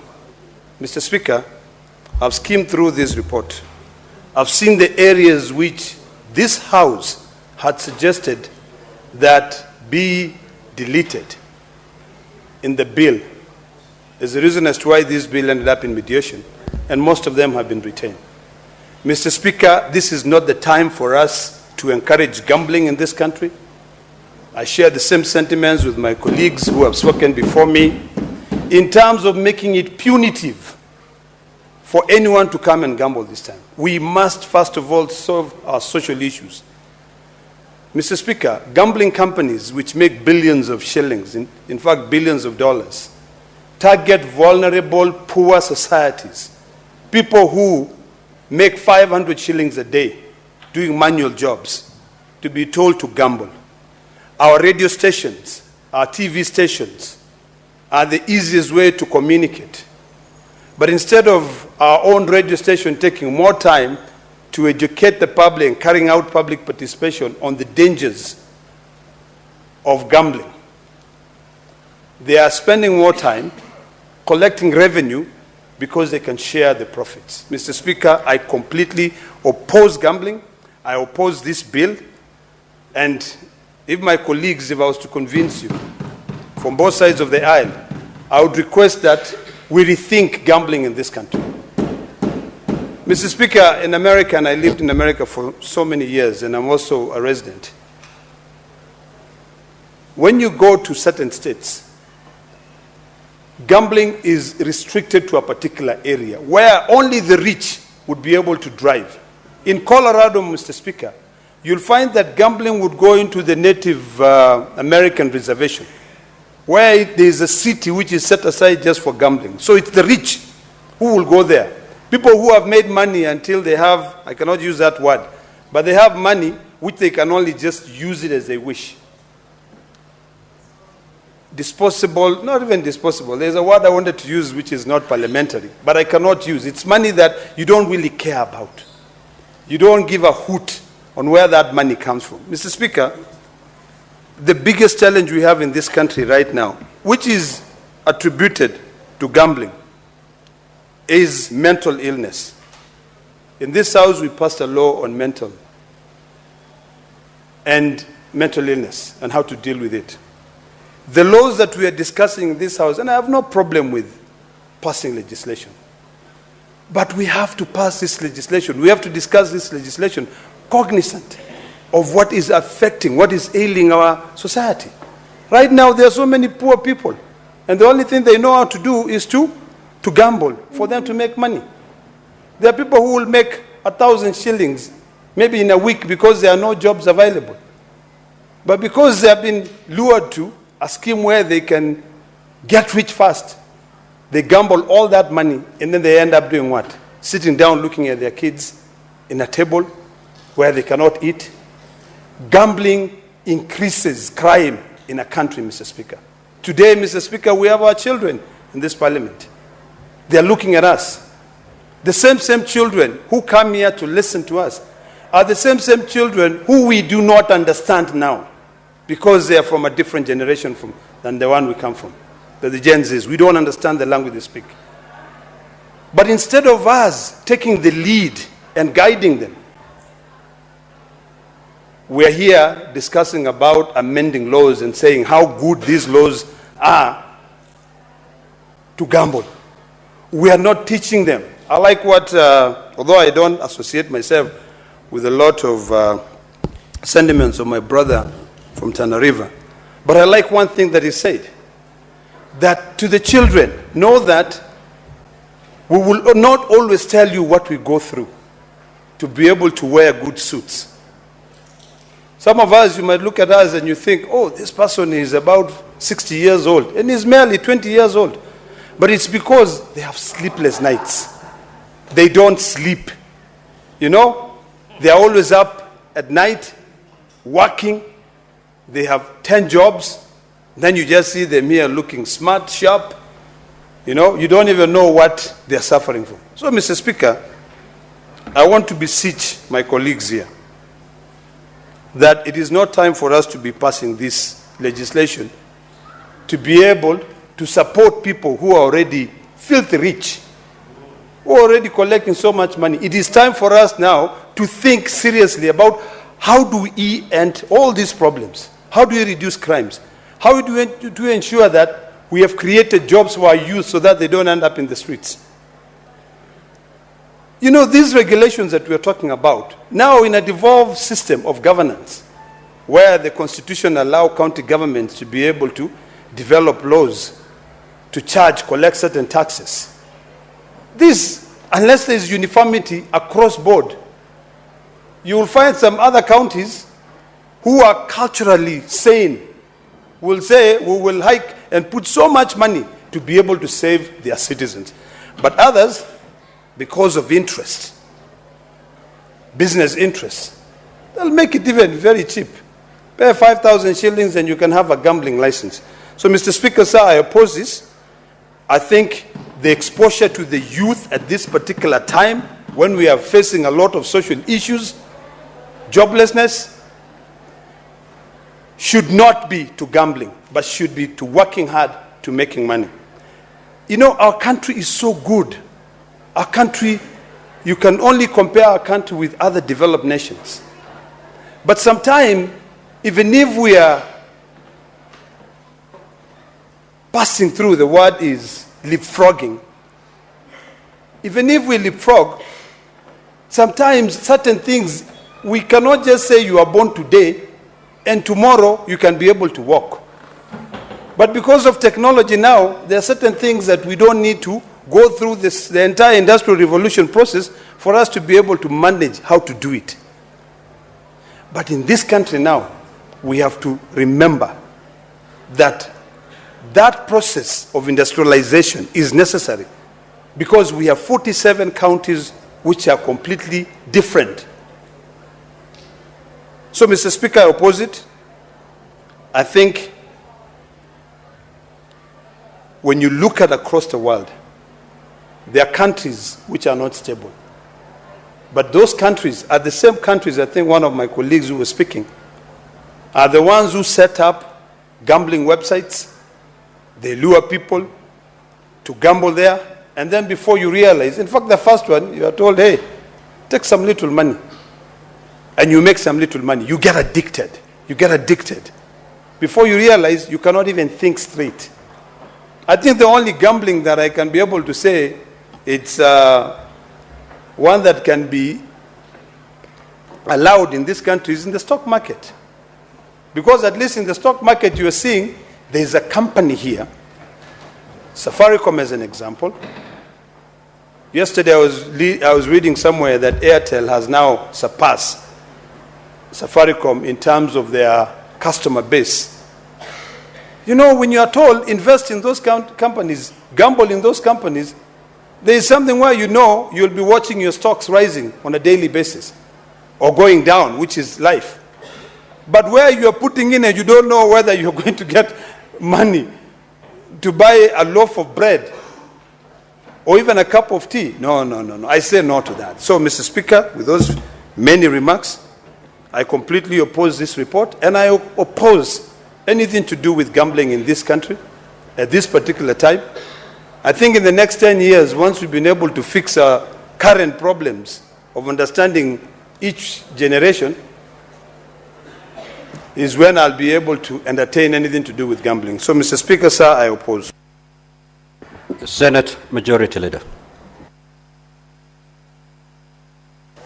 Thank you. Mr. Speaker, I rise to support this motion, which is a report of the Mediation Committee from the Senate and the National Assembly that brings to a close a very difficult exercise that we've had, which is to try and rein in and bring control on a very difficult sector. A sector, Mr. Speaker, that has been described very ably by my colleagues. In fact, I agree with them on their prognosis. What I do not agree with them, is a final diagnosis. They eventually consider to be the solution. I've listened to my colleagues, Senator Ledama, Senator Cherargei, and while I agree with all the things they have said about gambling, Mr. Speaker, I am afraid that what they are prescribing as a solution might not serve us. We live in very interesting times, Mr. Speaker. You know, in the year 2018, this Parliament, the Senate, sponsored me alongside a few of my colleagues to Colombo, Sri Lanka, for a conference titled Evidence-Based Decision Making. That conference eternally changed my life. And to date, as a lawmaker, if you follow me every afternoon, Mr. Speaker, including yesterday, I follow the evidence before making a final decision. This country, unfortunately, Mr. Speaker, we make decisions based on political affiliations or feelings sometimes without looking at what the hard facts are telling us. And that's a debate we had here yesterday, for example, where I tried to remind my colleagues who are here, Senator Sifuna, Senator Halwale, Mr. Speaker, that while it is long held that there are counties that are rich and counties that are poor, a better way of looking at places, Mr. Speaker, to consider for affirmative action of any kind, Mr. Speaker, is to break it down to the lowest administrative unit, which is a sub-location, Mr. Speaker, and have a nationwide consideration. Mr. Speaker, this is one such scenario as well. We agree that gambling is a menace that has messed up so many young people, so many families, so many women, because it's not just young men, Mr. Speaker. You will recall that there were times when they had put some slot machines across the country. It was a very interesting spectacle where you'd find women folk in the village at about 4 o'clock trooping from their homes to the center to go and slot in the coins, Mr. Speaker, with the hope that they were going to have their luck on that particular day. I'm afraid, Senator Ledama, that you know when we legislate, we pass laws for things that we know, things that we like, and those that we don't. I understand very little about gambling. In fact, I don't know even how to gamble. But unfortunately, as a lawmaker, Mr. Speaker, I have to make decisions that are in the best interest of the people that I represent. Rift Valley, where I come from, Mr. Speaker, is a mecca of betters. That's where the hardcore betting population of this country lives. And I know this from very, excuse me, very sound authority, Mr. Speaker, on statistics that I've seen. How many young people wake up trying to get 100 shillings or 50 to place a bet on something with the hope that they'll succeed. And of course, like has been described by many of our colleagues, 90 to 99% of the time they don't succeed, because that's how gambling works. I know that there's something they say, the house never loses, the house always wins.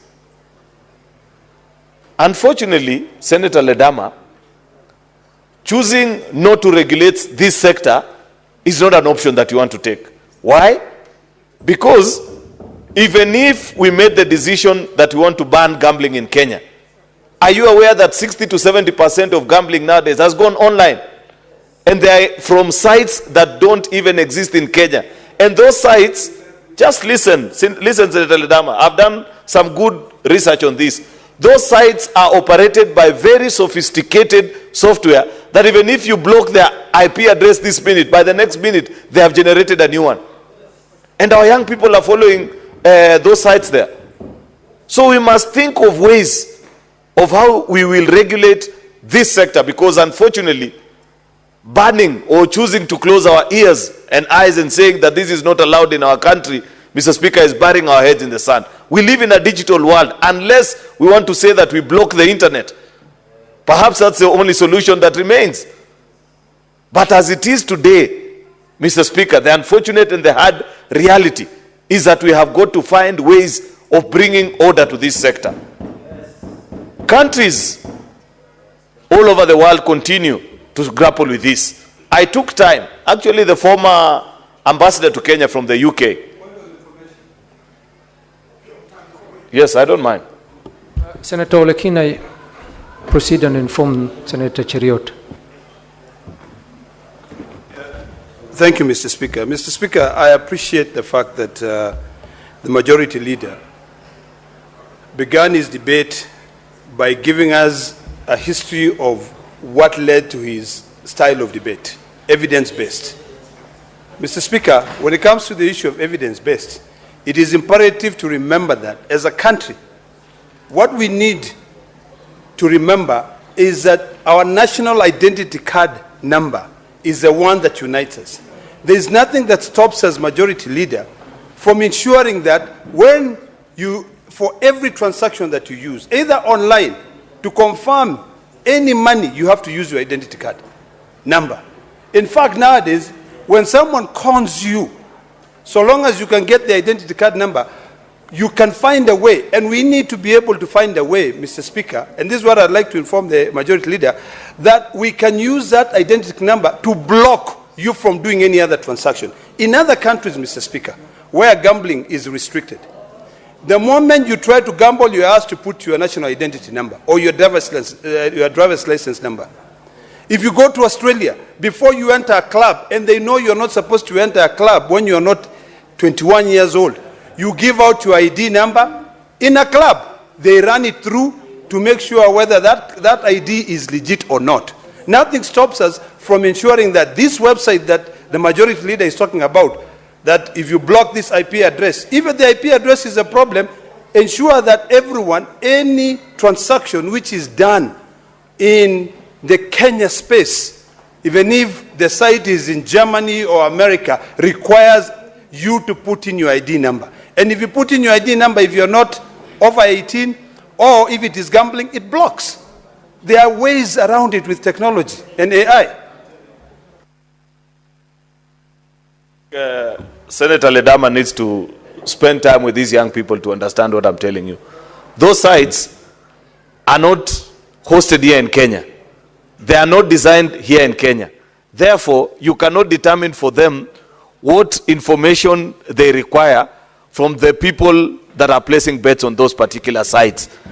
They make payment using cards, ATM cards, Mr. Speaker, and sometimes on mobile money. Therefore, it is not possible, Mr. Speaker, to do what Senator Ledama is proposing, because I know for a fact, Mr. Speaker, that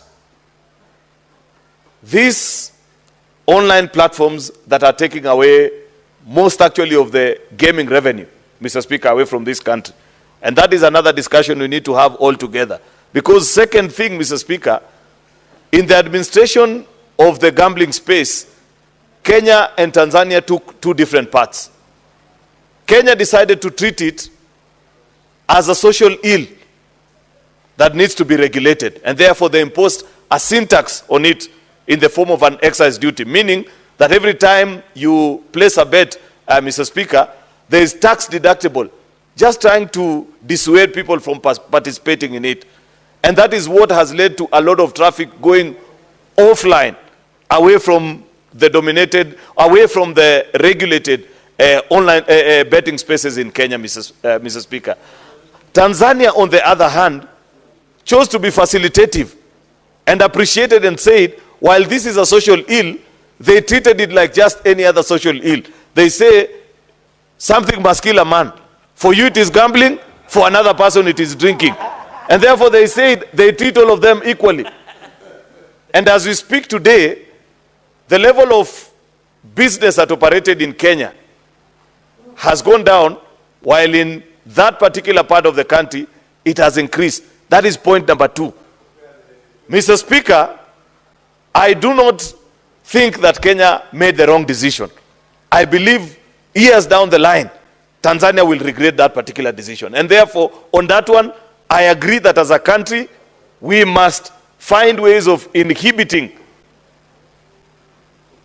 the gambling habits of the people that participate in that particular space, Mr. Speaker. But I was just bringing to the attention of the House the evolving space within which this industry operates. That as we try to tax them here to dissuade them from participating in these games, they have actually taken off and they are now online. As we speak today, Mr. Speaker, therefore, we must find ways of regulating this sector so that what other countries have done, Mr. Speaker, is that they have tried to ensure that there is benefit, and any challenges that occur from subsequent months and years of betting to a particular individual are actually sorted by the betting house. You'll find that many of them, for example, and before Senator Ledama rose to inform me, I was giving the example of a piece of legislation that was shared to me by one of the interns at the UK embassy about a year or two ago, by the time we were beginning this debate. They say that they have actually forced all gambling entities, so long as you provide gambling activities in the country, be it online or in the form of a casino, Mr. Speaker, to keep a record of the customers, and they share. And there is a trend they are able to trace. If they find that you are getting to levels close to addiction and you're becoming dependent on it while it's just supposed to be a sport, Mr. Speaker, they actually call you and they offer counseling services to you, mandatory by law. That's the kind of work that we need to demand from the firms that operate gambling activities in this country, that they must look after their customers. That if they notice that you are actually addicted, Mr. Speaker, they provide support services to you as a customer. That needs to be provided by this authority. That's why I want to persuade my colleagues that turning our backs on our countrymen and women that are struggling with this menace, Mr. Speaker, is not an act of leadership. It will be an act of cowardice on our part. While we may not agree with their choices, Mr. Speaker, we pass law in this house for the people that we agree with and those that we don't agree with, Mr. Speaker. I say that I don't know even how to gamble. I have never gambled in my life, Mr. Speaker. But I am fully aware that so many of the young people that vote for me to come to this house, Mr. Speaker, battle with gambling addictions, for example. I must provide a regulatory framework for them to have an entity that will look straight into the eye of these betting firms and tell them that look after your customers. Ensure that you provide support services to them if they get to addiction levels, Mr. Speaker. The CSR support that Senator Cherargei was talking about, Mr. Speaker, it must be provided so that you counterbalance between the force of good and evil in the society, so that at the end of the day, if there are challenges that they have brought about in the society, how have they counterbalanced it? By providing, for example, everybody knows that the biggest contributors in this day and age in the sporting world are actually these betting farms. Across the globe, Mr. Speaker, they sponsor the biggest of sporting franchises out there, Mr. Speaker. They develop gymnasiums, stadia, Mr. Speaker, because of the realization that people's choices, Mr. Speaker, vary from one to the other. Therefore, I want to urge my colleagues that while looking at this particular topic, Mr. Speaker, that let us be mindful of the fact that this is not a simple decision that you can just make and say, we choose to look away. What we need to is first, you need to have an authority. I think, I don't know what it is called, the current regulator, BCLB or something. I think it's just a department in one of the offices here. You need an authority that has representation from almost all spheres of society, Mr. Speaker, including even religious institutions. Those who will have the courage to sit in that particular board, Mr. Speaker. So that when you set the tough conditions, Mr. Speaker, the farms live by the rules, they play by the rules, and we protect many citizens that continue to battle and struggle in this particular space. Therefore, Mr. Speaker, I want to urge colleagues that have taken time to read through this report. I appreciate that it has been a protracted battle between the Senate and the National Assembly, their perspective of things, Mr. Speaker. There are many things we had included, including taxes that we proposed. If you remember, we had actually proposed something akin to a sin tax to ensure that we dissuade young people. But unfortunately, when these people went to the mediation, it was dropped, because I know National Assembly will never agree to any tax proposition coming from the Senate. Of course, the matter was not even given a chance. I knew that proposition, Mr. Speaker, had the chance of a snowball in hell the minute he left this house, so long as he was going to get to the National Assembly. Because they don't view this for what it is. It is a broader conversation about what is the space of Senate with regards to taxation and so on and so forth. And therefore, we lost it at that. My thinking, because I listened to, I don't know who it was, one of the members who moved that proposal on taxation, Mr. Speaker, was actually to sort that issue that I had proposed, or that I had spoken to earlier, between how we chose to administer betting and the difference in approach we took between us and Tanzania, Mr. Speaker. Unfortunately, since that was lost in the mediation, I concede, Mr. Speaker, because we must be able to achieve the greater good, then we'll tie in the small ends eventually when we have the opportunity. So I want to request that we conclude on this business today, Mr. Speaker, if possible, so that when we get the opportunity to have a regulatory authority, then we shall invite them to this house and now ask the hard questions, Mr. Speaker. Maybe, I don't know, maybe, just maybe, that there are technological solutions that are available to these companies that are running betting, Mr. Speaker, online and don't have presence in Kenya, they don't pay taxes in this country, Mr. Speaker. I know that there is a lot of ways in which we can find them. I know, for example, Senator Ledama, because earlier on you had asked me what might be the solution, is that you can force their bookmakers, because all these online betting firms rely on bookmakers that are actually regulated in countries that have even stronger regulations in this space than the Republic of Kenya, Mr. Speaker, to give us the odds so that you're able to establish how many transactions they made out of this country and what it is that they paid. Because now in this law, thanks to the mediated version of the report, even if we have no ways of finding and establishing, we shall continue to demand of them until such a time that we catch up with you. You may be domiciled out of a country that a tax haven somewhere that Kenya has no relationship with, but somehow, somewhere, the long arm of the law, when it eventually catches up with you, then you will pay into the Republic of Kenya. Therefore, I appreciate that proposition that has come from this committee to tax even those that are participating in the online space and have no physical space in offices in Kenya, Mr. Speaker, You may not have the chance to recover anything from them at this point, but somehow, somewhere, one day, one time, Mr. Speaker, you will find the opportunity. Lastly, Mr. Speaker, is to ask our colleagues, Mr. Speaker, to treat this matter with the urgency that is needed. Because listening to those that are opposed and supporting this, there's one point that we all agree, that this is a space that needs our urgent attention as policy makers, Mr. Speaker, so that we find a way. Senator Ledama is proposing that we create a city akin to Las Vegas, or the one for China is called what? Macau. But that will only work for those that operate on casinos, Mr. Speaker.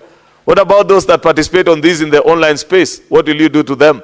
Like I have said, there is no way of stopping them, Mr. Speaker. Therefore, I want to urge Senator Ledama that let's create the authority first, then the rest follows. With those many remarks, Mr. Speaker, I beg to support and thank the colleagues that did a lot of work in bringing this report before the House. I thank you.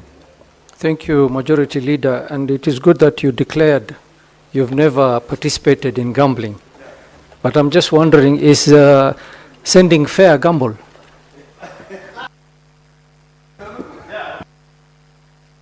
Mr. Speaker, because you have asked me a question, yeah, sending fare is a gamble, especially for a young man like Eddie, Mr. Speaker. Because chances are she may come or not come. That is a gamble. It has odds, Mr. Speaker. Senator Eddie Okech.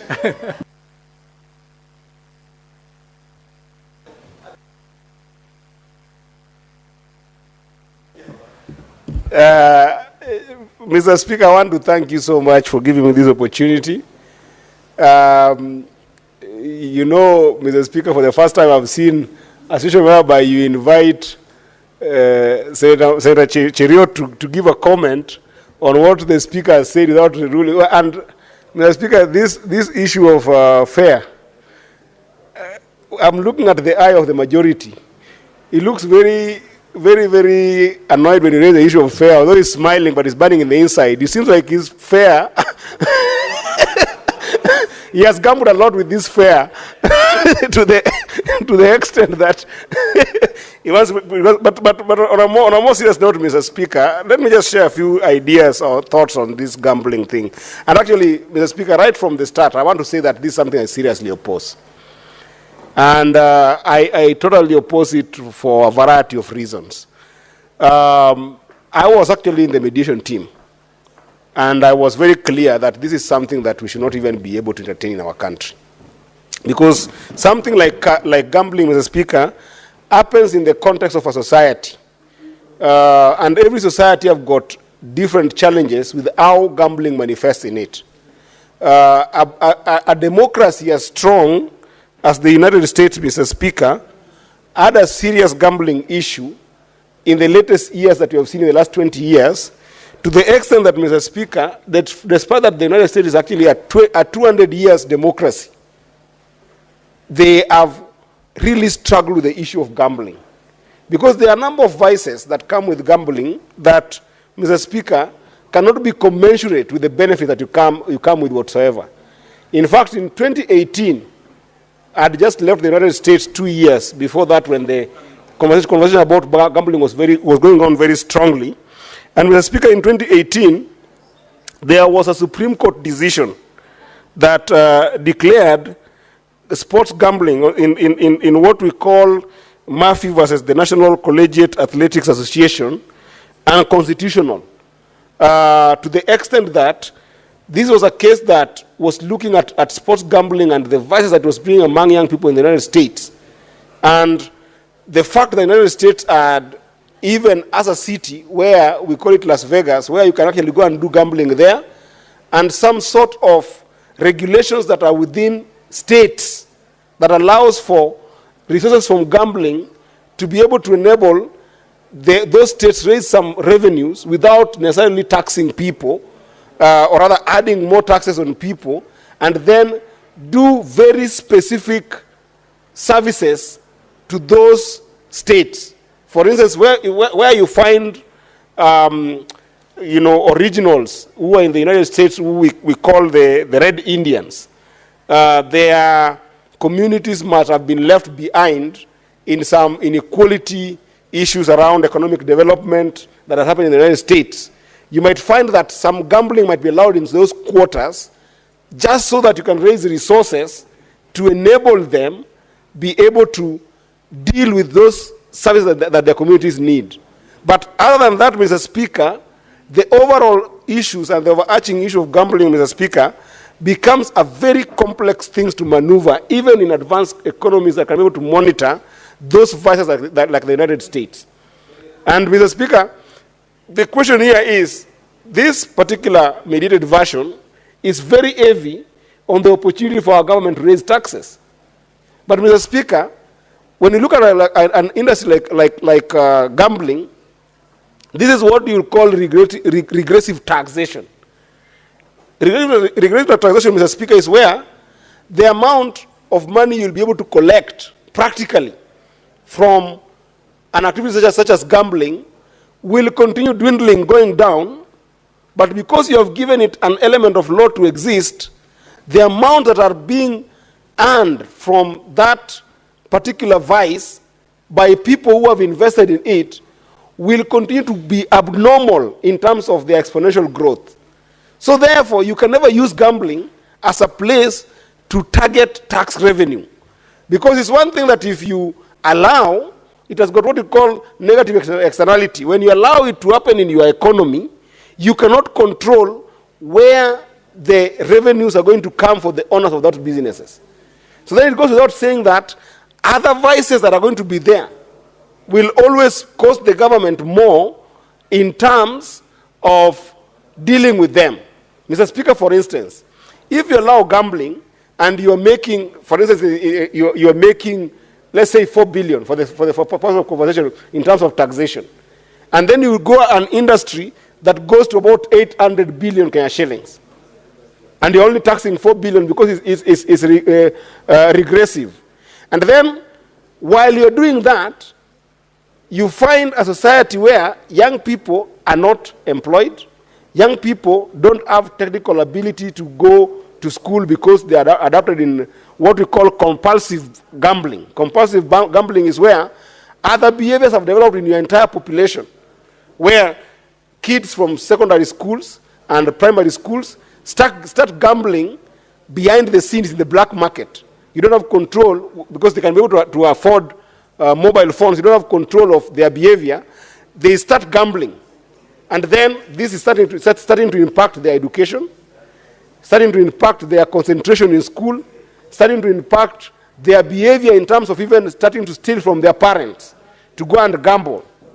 What about a society where the poorest people, who are not even in the middle class, are not going to start focusing on their work, but instead spending more time gambling? You see, this will have a ripple effect in the society when you look at their total productivity factor. Mr. Speaker, you yourself in your office employ a number of young people who have just come from college. If they get captured in gambling, and then after they have been captured in gambling, they don't pay attention to the work you have given them to do, what is the impact in their productivity to what they're supposed to do for you as a Speaker of the Senate? What will end up happening is that you will have this big impact, and that's what we call it compulsive gambling, in the sense that the negative effect in the society is so big that even if you are to collect a lot of taxes from it nominally, not in absolute terms, because in absolute terms, the money that's going to gambling is always going to be humongous. It's always going to be exponential compared to the money that you end up getting into the taxes. Now, why do we collect taxes, Mr. Speaker? We collect taxes so that we can be able to, as a government, provide services to our people. Now you're in a situation whereby, Mr. Speaker, you are competing between the money to give roads, the money to provide water, the money to provide affordable housing, the money to provide SHA, and then you now have this population of young people who have developed other vices, including mental disorder in the society, Mr. Speaker, that now as a government you must spend on. That's why we call it both a regressive tax. you're going to collect a relatively small amount of money compared to what is in that industry. And then secondly, you're going to have compulsive problems where you have, as a government, to spend in those problems. You will have to spend on the population that is not productive. You'll have to spend in the population that is becoming, having mental disorder. You'll have to spend in the population that is facing problems of selling their assets and becoming poorer. So you're getting tax that is regressive. It will never help you. Gambling cannot be a place where a government wants to go and face and start looking for taxation as a revenue. It doesn't work like that. In fact, if we had got stronger counties, Mr. Speaker, then this gambling thing could have been left for county legislations, where counties see it possible that we are going to have this particular form of gambling or level of gambling to provide a certain service for on-source revenue, not even as a substantive tax, but for on-source revenue, like what is happening in the US, where states, especially those who have got Red Indians who are struggling, are allowed to collect some form of revenue from very limited and very restricted gambling activities, and in very restricted areas like Las Vegas. Then you help the society, Mr. Speaker. Why are we as legislators seeing this bill passing right in front of us and we let it go when this is something that will have a ripple effect? Mr. Speaker, you will see the level of growth of gambling companies when you pass this bill. Everybody, including politicians here, Mr. Speaker, which is one of the biggest problems that the United States is facing, China is facing, bigger countries are facing, of political crime, where politicians are going to enhance corruption. It's going to work the same way we are seeing sometimes some mushrooming petrol stations, where even in neighborhoods where we've got residential tickets, people opening up petrol stations as a way of sometimes hiding some funds. That's an easier problem, Mr. Speaker. A bigger problem is being able to allow for this bill to pass and make it even easier for people to have gambling licenses, Mr. Speaker. Because there is no way to monitor a gambling activity apart from just the revenue metrics, which is what we are putting here, to be able to look at what revenue has come in and what can we be able to get from that revenue. Mr. Speaker, this will be a conduit, a place for the political class to even hide money, a place for money launderers to hide money, a place for criminals to hide money. Surely, the Senate of the Republic of Kenya, Mr. Speaker, that has been seen for the last 3 years when the country has faced tempestuous moments, when the country has faced a lot of challenges, we have seen as the house that brings back sobriety in this country. When Senator Cherargei gets up to speak on matters of national importance, matters that concern the nation, Mr. Speaker, the country listens. The country trusts the Senate. The country trusts the Senate above the National Assembly. The country trusts the Senate above even the executive, above the county assemblies, above the Council of Governors when it comes to issues of national significance, Mr. Speaker. I know for a fact of women who have faced a lot of problems, Mr. Speaker. Senator Mogeni, what is your point of order? Speaker, you know, this is about House of I've had my good friend, Senator of Migori, making some bad inference against other legislative houses, where he says that data existing shows that Kenyans don't trust the National Assembly, they don't trust our 47 county assemblies, they only trust the Senate. Is that factual, going by the contents of Standing Order number 105? We should not say things we cannot back by data.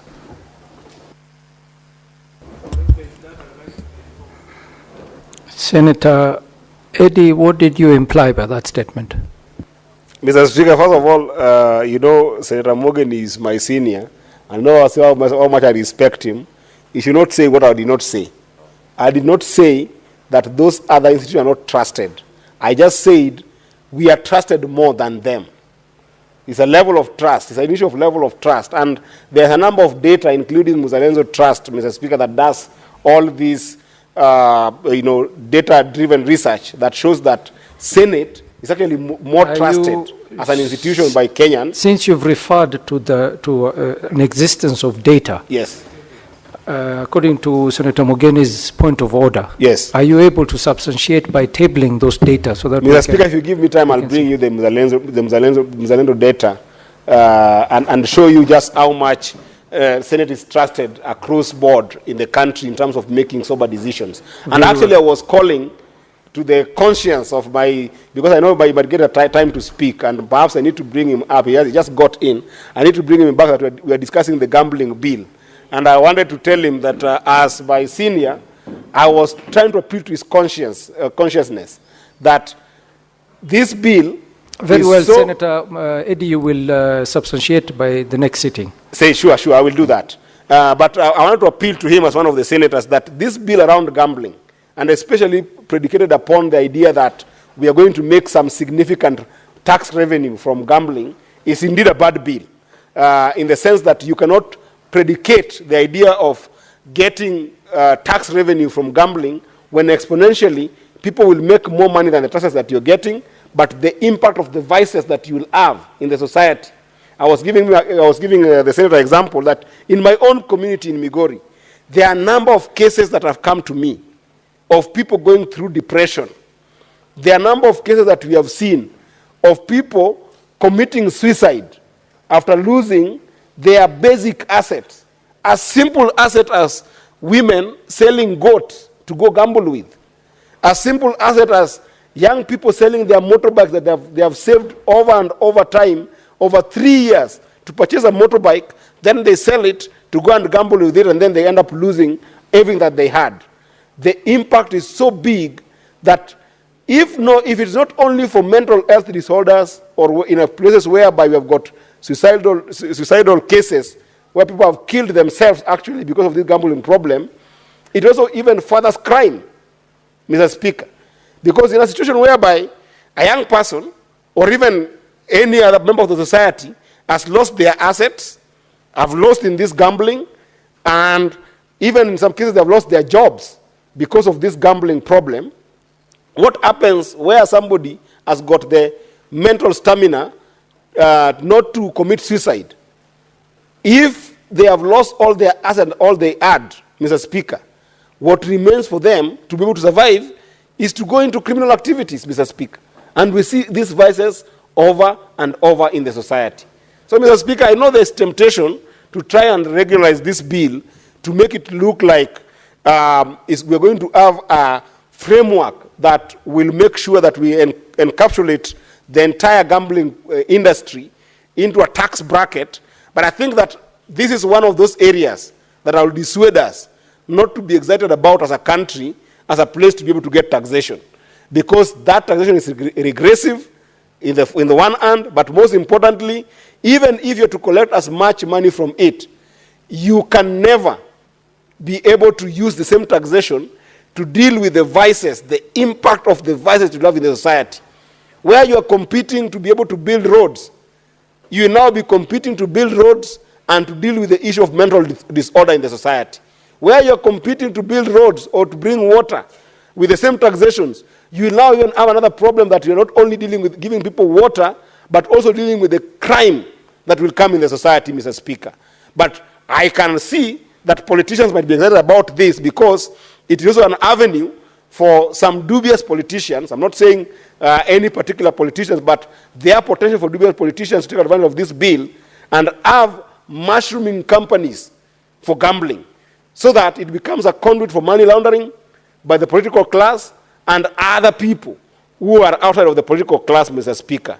This is something that I believe that as a House, we must be bold, we must be courageous, we must remain solid, we must be distinct in our decision as a House, that despite the fact that this bill has gone through a mediated process, this is a bill that we must kill as a House and make sure that we don't give a license to auction the future of our children. We don't give a license, Mr. Speaker, to auction the health care of our children, Mr. Speaker. by making sure that we now enable an avenue for serious mental disorder. And if we must consider as a country and be competitive in terms of looking at gambling legislations, Mr. Speaker, then I would wish this House the courage, because we are the House that is established under Article 96 of the Constitution, that is supposed to protect devolution. Let us then enhance the legislative capability of our counties to be able to handle things like gambling bills, so that it is customized that we only make sure that we don't touch into the unconstitutionality of gambling allowance into the country.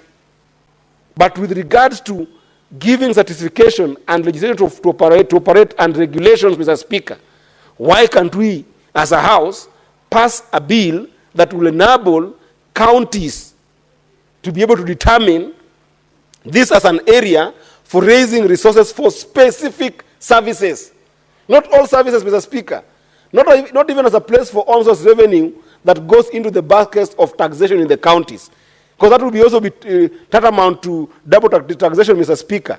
I would wish that we just come up with a legislation that allows counties to be able to look for those specific gambling activities in those counties and specific areas of gambling in those counties and specific taxation that is county level oriented, and it goes to specific services, after which you don't take it to the entire CRF of the county to deal with the entire on-source revenue issue. But as a national law, Mr. Speaker, I can assure you, having looked at the impact of gambling in countries that have made strides, countries that have got both the fortitude, not just the mental fortitude, but social fortitude to be able to deal with the vices of gambling, like the United States, like the countries in Europe, like in China, Mr. Speaker, having looked at the infrastructure that they've put in place to ensure that gambling doesn't collapse their countries, Mr. Speaker, we cannot afford to see this bill pass this House. And Mr. Speaker, I will work very hard, and I know there are some senators here who are very, very, very solid in terms of championing for, being able to whip people around. We will work very hard to make sure that, even I'm seeing Senator Sigais in the House, we will work together to make sure that we mobilize ourselves against this bill, that this House will not allow it to pass in this House, so that we make sure that gambling as a vice does not percolate in our society. Otherwise, Mr. Speaker, you will start seeing with, these Gen Zs that we are now seeing not having employment opportunities, Mr. Speaker, they will find themselves that gambling is the only option that they must go to, and they're going into that gambling without money in it.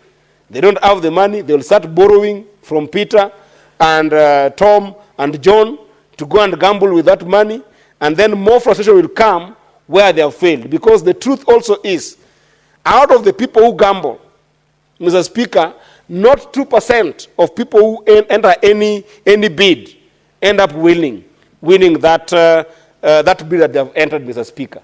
So it means that when you have got a swath of young people who don't have employment, a sort of young people who don't have economic opportunities, a sort of young people who don't have opportunity for income generation, you leave them into trouble, Mr. Speaker, by allowing them to have alternative as only gambling, Mr. Speaker.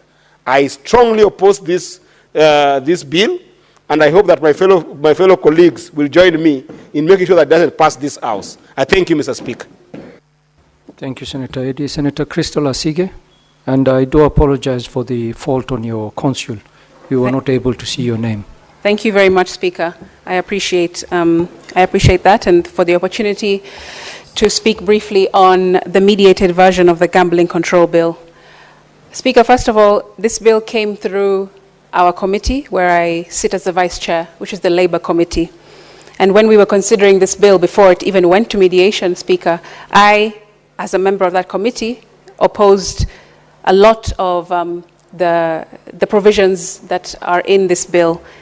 And also because the spirit of gambling, for me, Speaker, is not really a legislative endeavor. It, I feel, needs to be thought about more in a philosophical way. Speaker, across the world, you will see that I mean, even this title, I find it to be a bit to be a bit of a juxtaposed kind of a title, because it says gambling control. I don't believe that you can control gambling. And the world over, Speaker, you will see that there are countries who have either allowed gambling to happen or have completely refused for it to happen in their economies. But those who have tried a middle ground, like we are trying right now, have not been able to control gambling, as it implies in this title of the bill. Speaker, I think that we need to remember that prevention is better than cure. And a lot of the time, I have seen in this House, as well as our twin House in the National Assembly, look at problems in our society as something that can be legislated in black and white. But unfortunately, there are a lot of gray areas when it comes to gambling. I like what the previous speaker has said, which is that gambling follows vices. And I believe, Speaker, that that is the case for us here in Kenya. Because if you look at any reports or any pieces of data or research, which I have, because I have interacted with this bill before in our committee, you will see that gambling follows quite specific vices in this country. Gambling is always targeted to vices such as abuse of alcohol and drugs. Gambling will target those who have vices around addiction of some kind. Of course, sports, Speaker. It also follows vices such as pornography, which nobody has spoken about here, or I haven't heard anyone speaking about the same. This is what gambling companies will always target, especially those who are online. They will target people who are into entertainment or sports. They will target those who are into drugs and alcohol. They will target those with any kind of addiction. Mental health as well has been spoken about here. And they will target those who watch and enjoy porn. Mr. Speaker, there are reports as well that we saw when we were looking into this bill in our Labour Committee, which show that in Kenya, some of the highest usage of the internet lie in those very topics I have just mentioned. It's the top 10. In the top 10 are entertainment, sports, shopping, but in the top 3 is pornography. And Mr. Speaker, if we don't address these issues, the vices themselves, then we will never be able to control gambling. That is my fear, Speaker. And recently, in the last few months in this House, as I said, we keep legislating things that are the symptoms and not the actual core root of an issue. Recently, Speaker, we were trying to legislate around fundraising in churches and the like. And there are members in this House who actually said and opposed that bill because they said, how can you tax or try to regulate fundraising without looking at the reason why Kenyans feel like fundraising is their only hope to get through their problems? When somebody fundraises for a sick relative, we must not regulate the fundraising. We must ask, why does this person feel like the health system has failed them? When somebody is trying to fundraise, for example, for education or taking someone to university, you must not regulate that, but you must ask, why is this person feeling that the education system has failed them, and that's why they have to look into their family and friends and community to raise funds for education? Same principle for me, Speaker, lies here. Why are we trying to regulate gambling and try to put heavy restrictions or legislation on top of this issue, rather than actually dealing with the root cause of why people are privy or prey or run prey to gambling, which is the things that I've mentioned before? I think those are the issues that we need to really sit and think about, not just as legislators, but as thinkers, Mr. Speaker, because that's why we are here. We are apparently the most brilliant minds in the country, and that's why we have been put here to represent our people. And if we cannot sit and think about the root cause of our issues as a country, rather than always treating the symptoms and slapping a piece of legislation on top of it, then we will never, ever control anything. Nonetheless, gambling. is my opinion, Speaker. And even if we go ahead Senator Mungatana Cherargei and AD, please consult in low tones so that we can hear Senator Crystal. Proceed. Thank you for protecting me from the members who are consulting. This is a very emotive subject, and I'm sure that they are busy discussing my submission as I speak. Thank you very much, Speaker. I want to just underscore and re-emphasize that we need to think about the root cause, curing that, or preventing the root cause, rather than thinking about how to cure it with a piece of paper and regulations. Speaker, even as a creative, let me speak from the perspective of a creative. We recently, in the last financial bill of last year that was thwarted by protests across the country, Speaker, there was a provision or a proposal to start taxing creatives, the creative industry. And creatives came out in large numbers to say, how can you tax us or regulate us when you haven't created an environment for us to even thrive in the first place? What are you going to tax out of us? Creatives said. And Speaker, that same idea, I will take it not literally, but there are similarities from that to this, which is, why would you want to tax a base of people who clearly are showing symptoms of issues that we have not solved as society? Rather than solving them, we are punishing them for being unemployed, for being addicted to alcohol or drugs or pornography, whatever the case might be, when we haven't actually sat down as thinkers and the most brilliant minds in the country and looked at the research and actually engaged with evidence-based legislation to then realize that, hey, this may not be the actual, or it may not be a sustainable solution to just write a piece of legislation. We need to actually go down to the base, to the core, to the bottom line, which is, why are our people feeling the need to continue to gamble their lives, their assets, their dreams, their possessions away, instead of looking for earnest work, looking to cure their mental illness, looking to address their addictions, looking to stop watching pornography. Mr. Speaker, for me, that is something that is poignant, and I had laid it out very clearly when we looked into this bill in the Labour Committee. It's still the case now, even though there's mediated version, which has not really addressed that same question, which is maybe philosophical, but still has to be answered by somebody. And I would have hoped that this mediated version or this committee would have addressed those kinds of issues rather than slapping us with yet another piece of legislation which may never, ever solve our problem and never bring any kind of control to gambling. I thank you.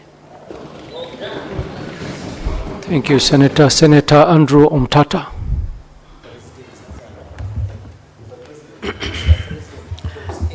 I'll be very brief and presidential.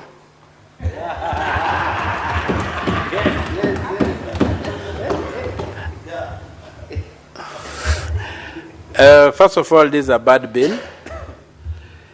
It is tackling a very, very technical area without any scientific study having preceded it. And that is where the problem is. The root cause of gambling is a misconception that it is a shortcut to making wealth. There's a shortcut to creating wealth. And in a country like Kenya now, where there is to make a shilling has become very difficult, you can see the way that this thing has mushroomed across. And maybe we may need to withdraw this bill, have a proper study on what is driving this issue, and then come up with scientific solutions. When I look through this bill, I don't see anything that is scientific about it, and I don't see any solution proffered. Yes, there's need for regulation, but by doing what? There's need for education, but by doing what? There's need for so many interventions, but by doing what? So I think, Mr. Speaker, this bill, though a good idea, but it's not being done well. And as a student of St. Thomas Aquinas, yes, My position is that if something is worth doing, it's worth doing well. This bill is badly done, though we need an intervention in the problems facing us with gambling, but this bill is not the solution. Senator Mungatana did not support the bill. He recognized that there was a bill, but I didn't say he did not support it. He recognized that there was a bill. And for me, Mr. Speaker, in the absence of a serious study,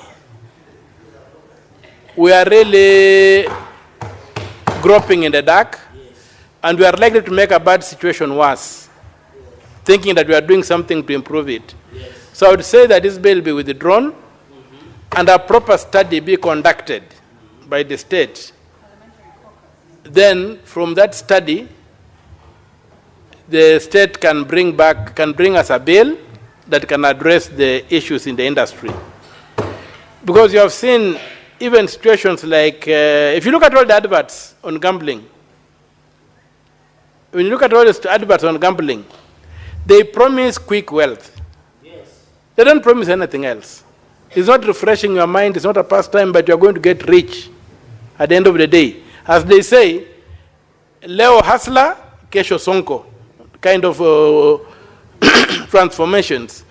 So I would pray that this bill be withdrawn, or if it's not withdrawn, we vote it out, and then give that, leave the door open for a better, well-resourced, well-researched, and well-reasoned bill to come before us, one that can then exercise our minds. Really, right now, we are just not well informed to make a decision. And with those few remarks, Mr. Speaker, sir, I personally reject the bill. Thank you.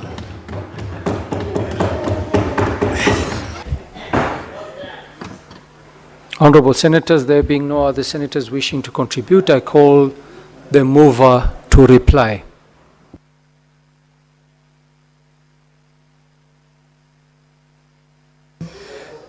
Thank you, Mr. Speaker. I would like to appreciate the following colleagues who have contributed to this bill: Senator Cherargei, Senator Faki, Senator Mungatana, Senator Ledama Olekina, the majority leader of this House, Senator Aaron Cheriot, Senator Eddie Okech, Senator Crystal Asige, and last but not least, the Honorable Senator Okia Omtata. Mr. Speaker, on behalf of the mover of this motion, the Honorable Senator Chesang, I would like to echo largely what part of the sentiments by the colleagues who've talked into this bill, to the extent that we are living in a global society, Mr. Speaker, and we will not bury our heads in the sand to say that gambling and betting related activities do not happen.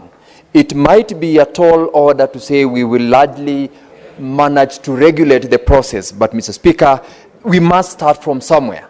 And where we are is the beginning of that decision to try to regulate and to try to make it at least be something that we can speak about and regulate by making sure that this law passes. This law, Mr. Speaker, is not only about gambling. It's got so many other aspects in it. We are aware that we've got the National Lottery Act of 2023, that this law speaks to it. We've got so many other regulations. And what the amended version of this, or rather mediated version of this law, Mr. Speaker, is trying to achieve is to enhance. Mr. Speaker, could you kindly protect me Senator Cherargei, allow Senator Sigei to make his submissions. Thank you, Mr. Speaker, for that protection. You're distracting him. What I wanted to say, Mr. Speaker, is that what we are desiring to do in this mediated version of the bill is to ensure that we strengthen the regulation, the penalties that are going to be meted upon those who, for instance, participate or be involved in activities gambling without the license. For example, Mr. Speaker, we have in the mediated version of the bill enhance the penalty in form of penalties or fine that one can be imposed to over 3 million Kenya shillings and 5 million Kenya shillings, which is an improvement from what previously existed, because without any fine or any penalty, of course, Mr. Speaker, no one will see any reason to be deterred from conducting activities gambling without the license. Mr. Speaker, earlier on, the Honorable Senator Cherargei, which is what I wanted to inform him, and I'd like to take the opportunity to correct the misrepresentation that the particular timelines within which not timeline, sorry, but the amount that one can bet on is not 1 shilling. In fact, the committee, Mr. Speaker, enhanced the amount to Kenya shillings 20 as a means of ensuring that whoever participates in gambling must be someone who would obviously be someone of age, because if you reduce it to Kenya shillings 1, every other person, including young children, can access that amount and can gamble with it. And Mr. Speaker, in terms of the timelines that the bill provides for advertisements by the media houses, the watershed moments is, Mr. Speaker, between 10 p.m. in the night and 5 a.m. That serves the purpose that the Honorable Senator Cherargei and the rest of my colleagues who said that we regulate, because if we don't do it, it's still going on, and we are living in a global society, Mr. Speaker, where although we would want to discourage as much as possible our young ones because of mental effects of gambling and also the consequences that comes with it, we cannot run away from the fact that this is a global thing that other regimes have attempted to regulate but have not been able to. This is an opportunity that we've gotten. And although we have not been able to ensure that we get to the right situation which members would have desired in terms of regulation, it is an attempt that going forward we have enacted a law that will give us a platform either to continuously improve that law so that we at the end of the day are able to speak to a regulated activity, which in this case will enhance also the support that we are saying, discourage Kenyans, discourage everyone else from undertaking such vices. But for those who have already been put into this, not necessarily residents within Kenya, but those who are outside, but online, and they are Kenyans whom we must also speak to, we are able to support them in a manner that this law is trying to do. We are legislating for posterity, Mr. Speaker. We are not legislating merely because we've got to do it, such that even if we are not supporting gambling, there must be a law in place. And that is exactly what we are saying. Notwithstanding our differences, our challenges with this particular activity, we must have a law in place. And so, even as I reply, I want to urge the honorable members of this House to support it. And for those improvements that we are saying we need to make, it gives us a room to amend the law. And in the process of amending the law, we also go beyond the law itself and create an environment that will help Kenyans, those who are gambling, those who have been addicted, those who have been affected by gambling activities, to also get an opportunity to undertake an understanding of how else can they exit the vice, rather than just saying we do not want it, we do not want the law, yet the law, or rather gambling in itself, is existing, it's cutting across, and it cannot be ignored. And that is why I want to encourage members to support. And Mr. Speaker, I wish to support, and pursuant to the provisions of Standing Order 663, I request to defer putting of the question to a later date. Mr. Speaker, I thank you. Thank you, Senator. Putting of the question has been deferred. Honorable Senators, looking at the order paper, we will have to defer order number 10, 11, 12, 13, 14, 15, 16, and 17. Clerk, call the next order.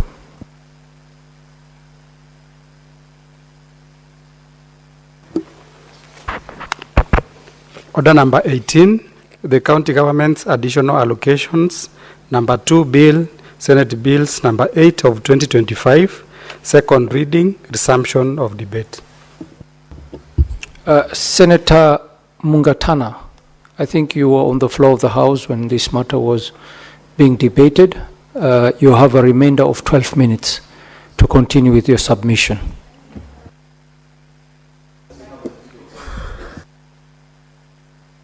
I think Senator Sige is saying something. Oh, okay. Okay.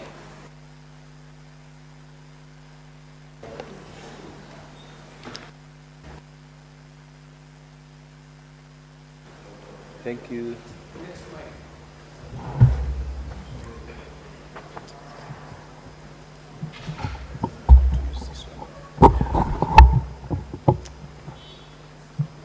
I want to use this one. Can I be given this? Thank you, Mr. Speaker. Mr. Speaker, I was on my feet yesterday seconding the bill that had been moved by Honorable, our Chief Whip, Senator Mheshimiwa Boni Khalwale. And Mr. Speaker, I was at the point where I said this bill has 12 clauses. And the last clause talks about criminalization of financial misconduct. And this is criminalization of those officers who are told, Senate has given this schedule, and you are supposed to abide by this schedule so that the counties can get the money on time, and they don't do it, and they don't have any consequences. Mr. Speaker, I was saying, as I second this bill, that it is my hope and sincere hope that in this financial year that we are starting, when these violations are gross, then the responsible officers who delay the funding of counties, Mr. Speaker, who refuse to follow what the Senate has said as far as funding of county timeously is concerned, there will be criminal consequences for them as envisaged in this county government additional allocation bill that we are passing today. Mr. Speaker, those who are listening to me, they must know that in the Senate we provide three main ways in which we fund county government activities. The first one is the equitable fund, the equitable share that comes to them. The second one is the equalization fund that we have passed, and we were debating it here yesterday, and we're waiting to vote on it. And this is the third one, where we pass the county government's additional allocations that are supposed to go to the county government. Mr. Speaker, in these additional allocations, we have two main categories. The first is the unconditional additional allocation. And these ones, the funds that come from the unconditional additional allocations to the counties, they come from revenues that have been collected from the courts and the court fines. When any county passes its laws and there is a contravention of those laws, the counties are supposed to put fines on those people who contravene their laws so that they can generate wealth. This money is collected and is put together, and when we pass here, every county is given its share. So I needed to say this very quickly, that counties that have not developed their own version of city courts, because like here in Nairobi we have what we call city court. In the city court, when you are found by the county askaris that you haven't paid your licenses and all that, they will take you and fine you there, and you pay so that the county government then creates a source of fund. I'm saying this to all Kenyans and to all county governments. Please develop the court systems in your counties, because there are counties that are not supporting the collection of these revenues. And as a result, Mr. Speaker, you will find very little money coming as collection back to the county revenue fund.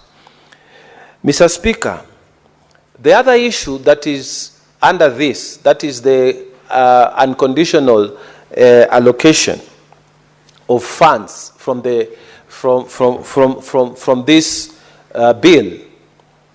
This one comes from the 20% revenues of the royalties that have been collected across the country. Mr. Speaker, we want, and I want to use this opportunity to request that all the counties that have minerals and other resources that come from the ground, which can be mined, we are asking the minister in charge of this, the Honorable Hassan Ali Joho, to do what he can within his powers to make sure that these resources are developed. And I'm saying this, Mr. Speaker, because in Tana River County, for example, when the minister took over, he said that the gypsum mining in that county is not controlled, and he suspended everything. And Mr. Speaker, what that means is that there's no gypsum mining activities going on. Now, if the minister does not create a framework in which that mining can go on, then it means the royalties that we are expecting to get from this unconditional remittance of funds back to the county will be reduced. So I'm asking through this platform that you create the regulatory framework and help the people of Tana River to get back to that resource exploitation in an organized manner, because it was not very organized at the beginning, and that's why we supported your move to suspend the mining activities. But we want to go back, because this is one of the sources of unconditional transfers of monies back to the county. And Mr. Speaker, there is another problem at the Treasury, which we are asking the minister to also look at. Treasury, for a very long time, keeps on giving excuses when it comes to remittances of these 20% royalties back to counties. You will find that it becomes very difficult, for example, for Taita Taveta County, for Kwale County, even for Tana River County, to access the monies that are supposed to be coming from royalties. Mr. Speaker, even Kilifi County, these are the coastal counties that have mineral resources. And Mr. Speaker, you will find that Treasury continuously creates hurdle after hurdle. Even when we have passed it here in the Senate, and we are saying that the 20% mineral royalty share must come to the counties, they create hurdles and make it difficult for counties.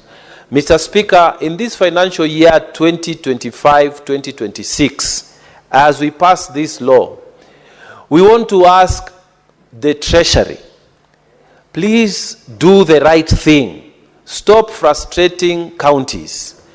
When this schedule that we have passed, and it is passed and it becomes law, you should be able to obey it and give the counties what they deserve in terms of their funds. Mr. Speaker, I have said that these government additional allocations, they come through the unconditional, and number two, through the conditional grants that are supposed to come to the counties. Mr. Speaker, the conditional allocations that come to the counties are in two portions. The first portion is the conditional allocations that the national government gives to counties so that the share of the counties from the revenues of the government are accessed to these counties, so that although these monies have been allocated to the national government, they are actually transferred back to the to the county governments. Mr. Speaker, I wanted to urge that we treat this bill with the seriousness that it deserves, and we fast track it. Why I say this is because the national government will not release the monies to the counties that belong to money that was sent for doctors. The arrears of monies payable to doctors through the collective bargaining agreement, those who have not been paid, it is contained in this bill. That's why we need to hurry up and pass it. Mr. Speaker, the conditional allocation for the community health promoters, the CHPs, is also contained in this bill. So that, Mr. Speaker, the monies that the national government, the portion, the share that the national government is supposed to give is also contained in this bill. Mr. Speaker, the conditional allocation for the construction of county headquarters, which include county headquarters like Tana River, Nyandarua, Lamu, and the other two, are contained in this bill. So the national government, through this bill, after we pass it, will be now in a position to transfer these funds to the relevant county government. And these amounts are contained in Schedule 2 of this bill. Mr. Speaker, the conditional allocations to the county aggregated and industrial park program that is set out in column D is also contained in these funds, in this bill. Mr. Speaker, you will remember that the president during his campaigns, he had said that every county must have an industrial park, and each industrial park will be sponsored partly by the government, national government share, and there will be also a share by the county governments. Mr. Speaker, as we speak, there are counties that have not been able to do their industrial parks. And the reason is that these funds have not been released to them. So, Mr. Speaker, I'm urging honorable members and colleagues here that we do what we can to vote this bill as fast as we can, so that these funds, these conditional grants from the national government, especially to counties like ourselves, where we are supposed to get the headquarters and other counties, that these monies will be fast-tracked, the national government will be able to release these funds, and they will be able to be utilized by county governments. Mr. Speaker, as I take my seat, I urge colleagues that when it comes to these funds, our county governments are waiting for them. We should do everything possible to pass this as we put a caution on our governors across the country. Thank you. Your time is up, Senator. Thank you.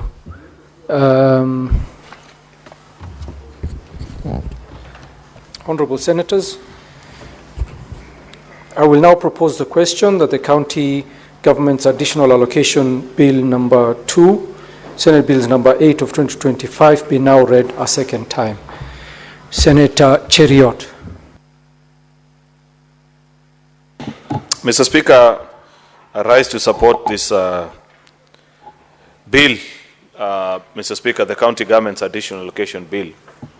An important bill which we must give history for our colleagues to recall and remember how it came about. You know, yesterday I got into a lot of trouble, Mr. Speaker, for relaying very useful information which I thought would have helped one of our colleagues here. And they said, while they disagree with it, they went to say many other things. But I think history is important, Mr. Speaker, and people must understand the perspective.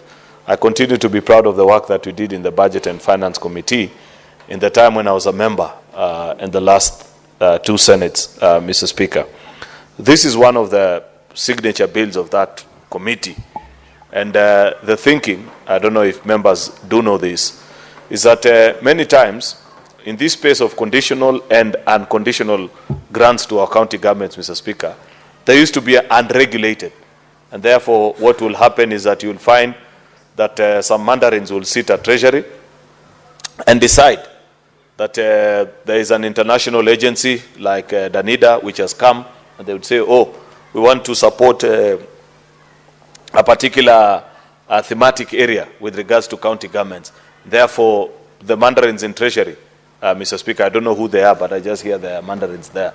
I thought my interaction with them has left me with a good impression that they're just good citizens. But anyway, I'm just being your average Kenyan, Mr. Speaker.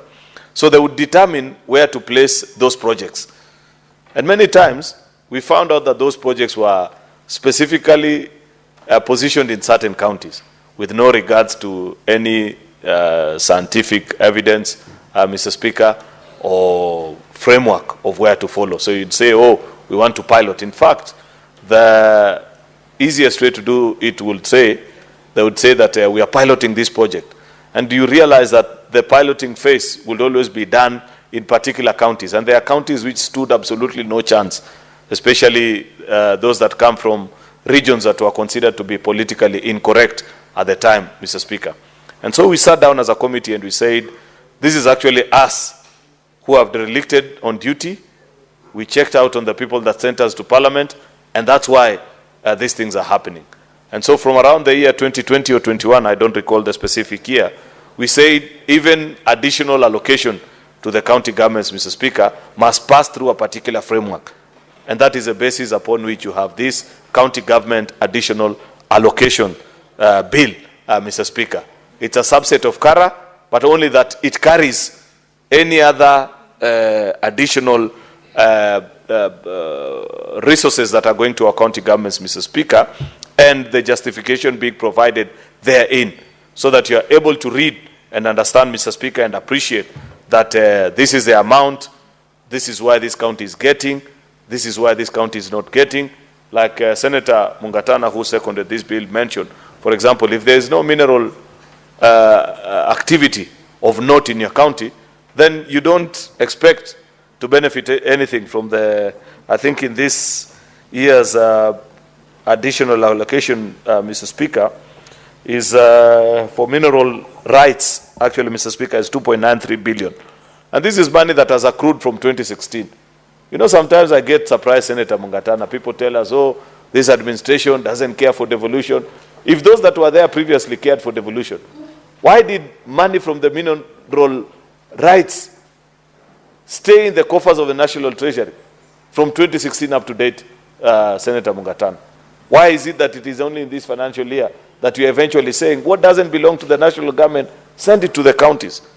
And additionally, many other funds that are listed. This is part of the 20% share of the mineral royalties that is due to counties as per section 183.5 of the of the Mining Act, Cap 306, which stipulates that 20% of mineral royalties will be paid to the state shall accrue to the county government where the mining operations occur.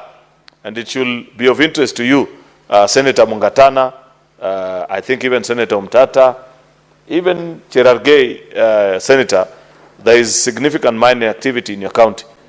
It is important that we put proper framework for that particular space. There is a lot of artisanal mining activities across the western belt. If you overfly Busia, Migori, Siaya, Kisumu, you'll see some round holes with water filled inside. Then some young men will be running around there with sacks, trying to shake them the whole day and saying that eventually they will get some piece of gold. As leaders, we ought to be concerned and say we cannot allow our people to live like this 60 years after independence. And I appreciate Senator Boni Halwale doesn't mention this. Nowadays, he has conveniently forgotten, and he's not here. That initially, in his good days, before certain things happened which I'm yet to know, he would always remind us that the largest gold refinery ever built in the Republic of Kenya is being built in Ikolomani, not Kakamega, Ikolomani, where he comes from. But nonetheless, while that is being done, the same needs to be replicated across all our counties actually that have presence of minerals, Mr. Speaker, because this 20% from the mineral rights, Mr. Speaker, is a significant amount of money. And if we are able to grow that sector, Mr. Speaker, and ensure that it earns the country a significant amount, because it's not for lack of good amount of minerals, Mr. Speaker, that Mr. Speaker, that our country doesn't have a mature mining subsector. It is a fact that we have not created a proper regulation of that environment to attract investment. If you want to carry out significant, why all the serious players in the mining sector will never come to a country like Kenya, Mr. Speaker, is because of the difficulties that it will take.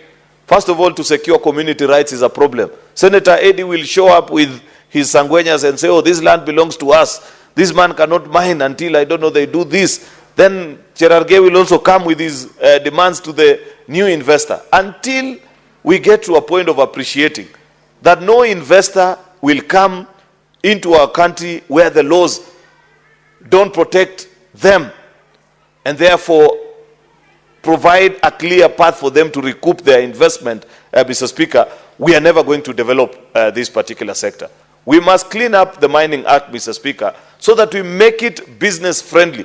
We make it possible to attract the big players in the mining sector globally, Mr. Speaker. The minute they will appreciate and they will know that this is a country governed by the rule of law, and as an investor, my rights are protected, then they will invest here and they will be able to provide opportunity in terms of employment and even resources, Mr. Speaker, to both the county and the national government, Mr. Speaker.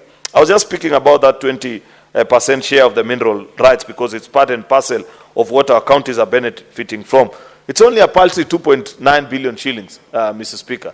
And like I've mentioned, this is a crude amount for a significant number of years, which tells you that if you want to know how much was paid as mineral royalties for the last, I don't know how many number of years, you just need to multiply that figure by 5 times. It gives you almost 15 billion shillings. I believe strongly that the country can earn upwards, perhaps even 10 times of that particular figure. And that is a challenge that we must pose to the new leadership at the helm of the Ministry of Mining.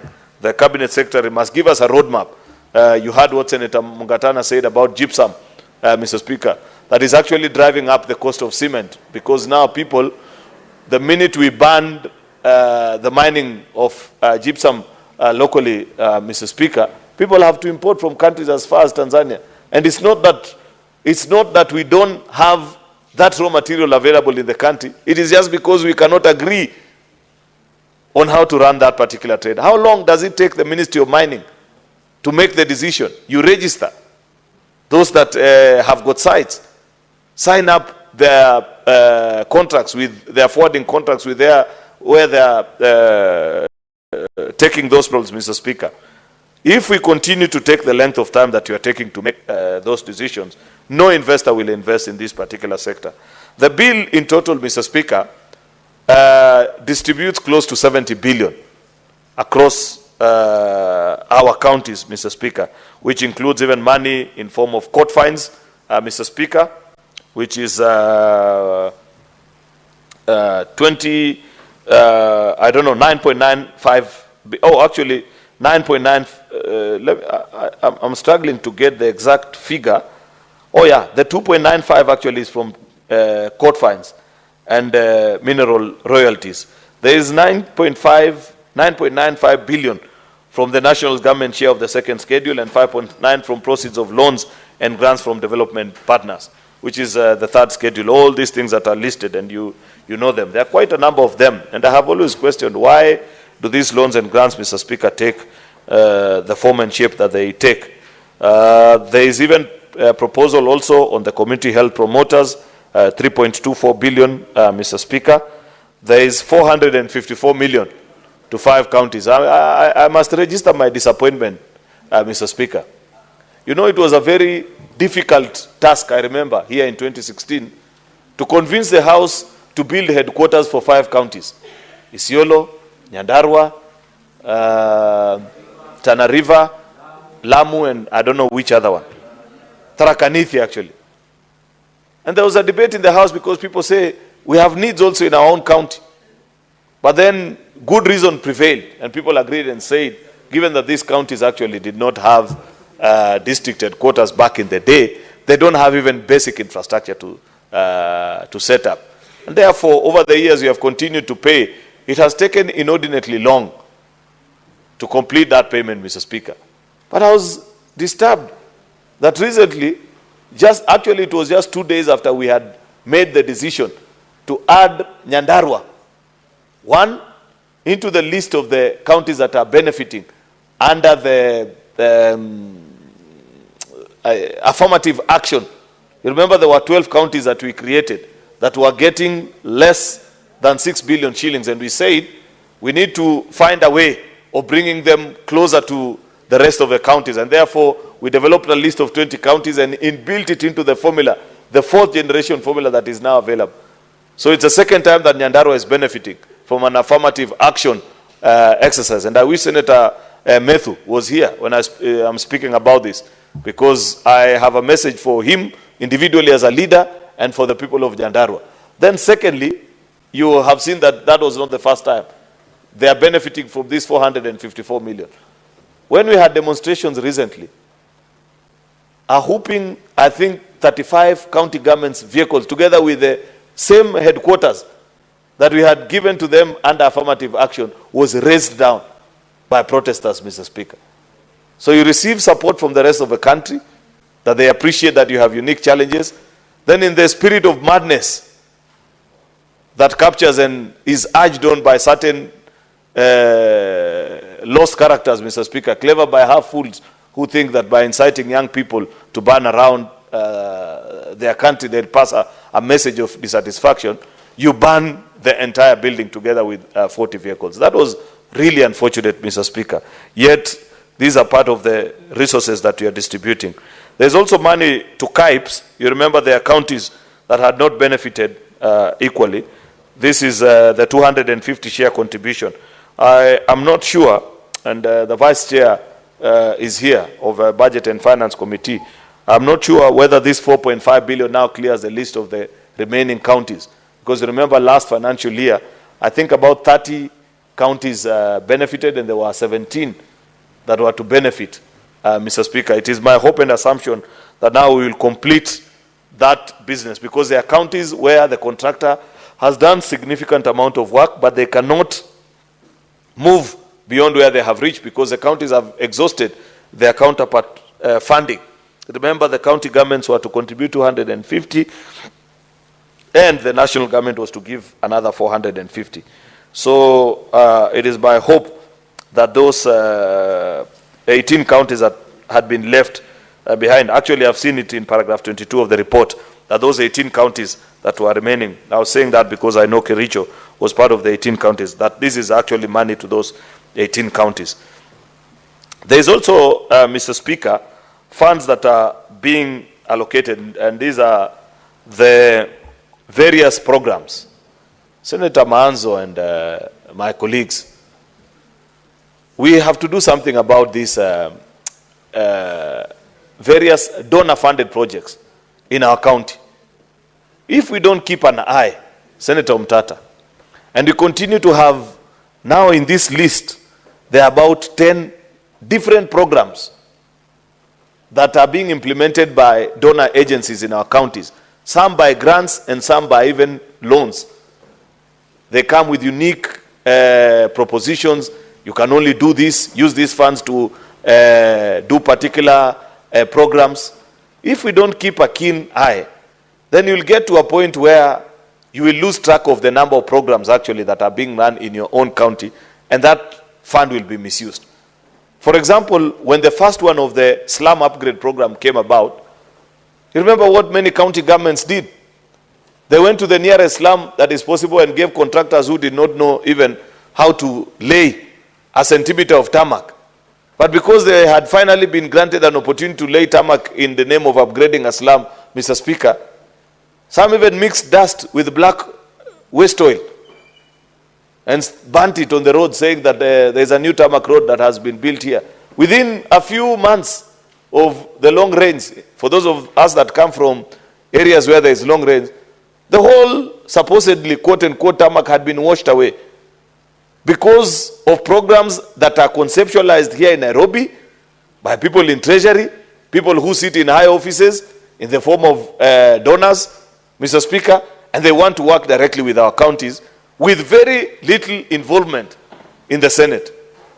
The members of the Budget and Finance Committee, Senator Tabitha, you're here as a vice chair, you will have let down the country if you don't call to order the treasury to give you, one, the feasibility studies that are done across all the 47 counties before signing up for all these programs that are listed here, and the justification why this program needs to run in our counties. I'd rather, Mr. Speaker, because part of the reason why Kenyans chose devolution in 2010, Mr. Speaker, they chose self-governance. I'd rather we put those funds in the hands of our county governments and let the people decide through their representatives in the county assembly and the governors that they elect on what are their priority areas. If you read this report by our colleagues, from paragraph 27, there is Sijui Aquaculture Business Development Program, 200 million. IDA, this is World Bank, and on this thing they call FLOCA, Financially Locally Led Climate Action Program. I don't know how much, 121 million. There is another one by IDA, part of the FLOCA, a grant of 6.2 billion. You know, there is KFW, German Development Corporation, also on FLOCA, 1.2 billion with 16 counties. No direction specifically on how those 16 counties were agreed upon. There's another one for Food System Resilience Program. It is funded by IDA. This is the development agency of the World Bank, 3.2 billion. Drought Resilient Program for Northern Kenya by the German Development Bank, KFW, 1.28 billion. Second, this is one that are talking about, Kenya Devolution Support Program. One is a grant of 1.762 to all the 47 counties and others. Then there is a Kenya Devolution Support Program Phase 2. This one now is not a grant, 13 billion shillings. Kenya Livestock Commercialization, Kenya Urban Support Program, Kenya Urban Support Program. I think all the way there is the need for primary health, water and sanitation. You know, Kenya Informal Settlement Improvement Program, 1 billion Kenya shillings. Kenya Informal, this is the one that I mentioned earlier, by World Bank, 840 million. About 20 different programs that are being run. But if you ask the members of Budget and Finance Committee to explain to us as a house, what was the conceptualization of this program? What is the justification that are county specific to ensure that each and every county provided sufficient justification to say we need to do some climate action.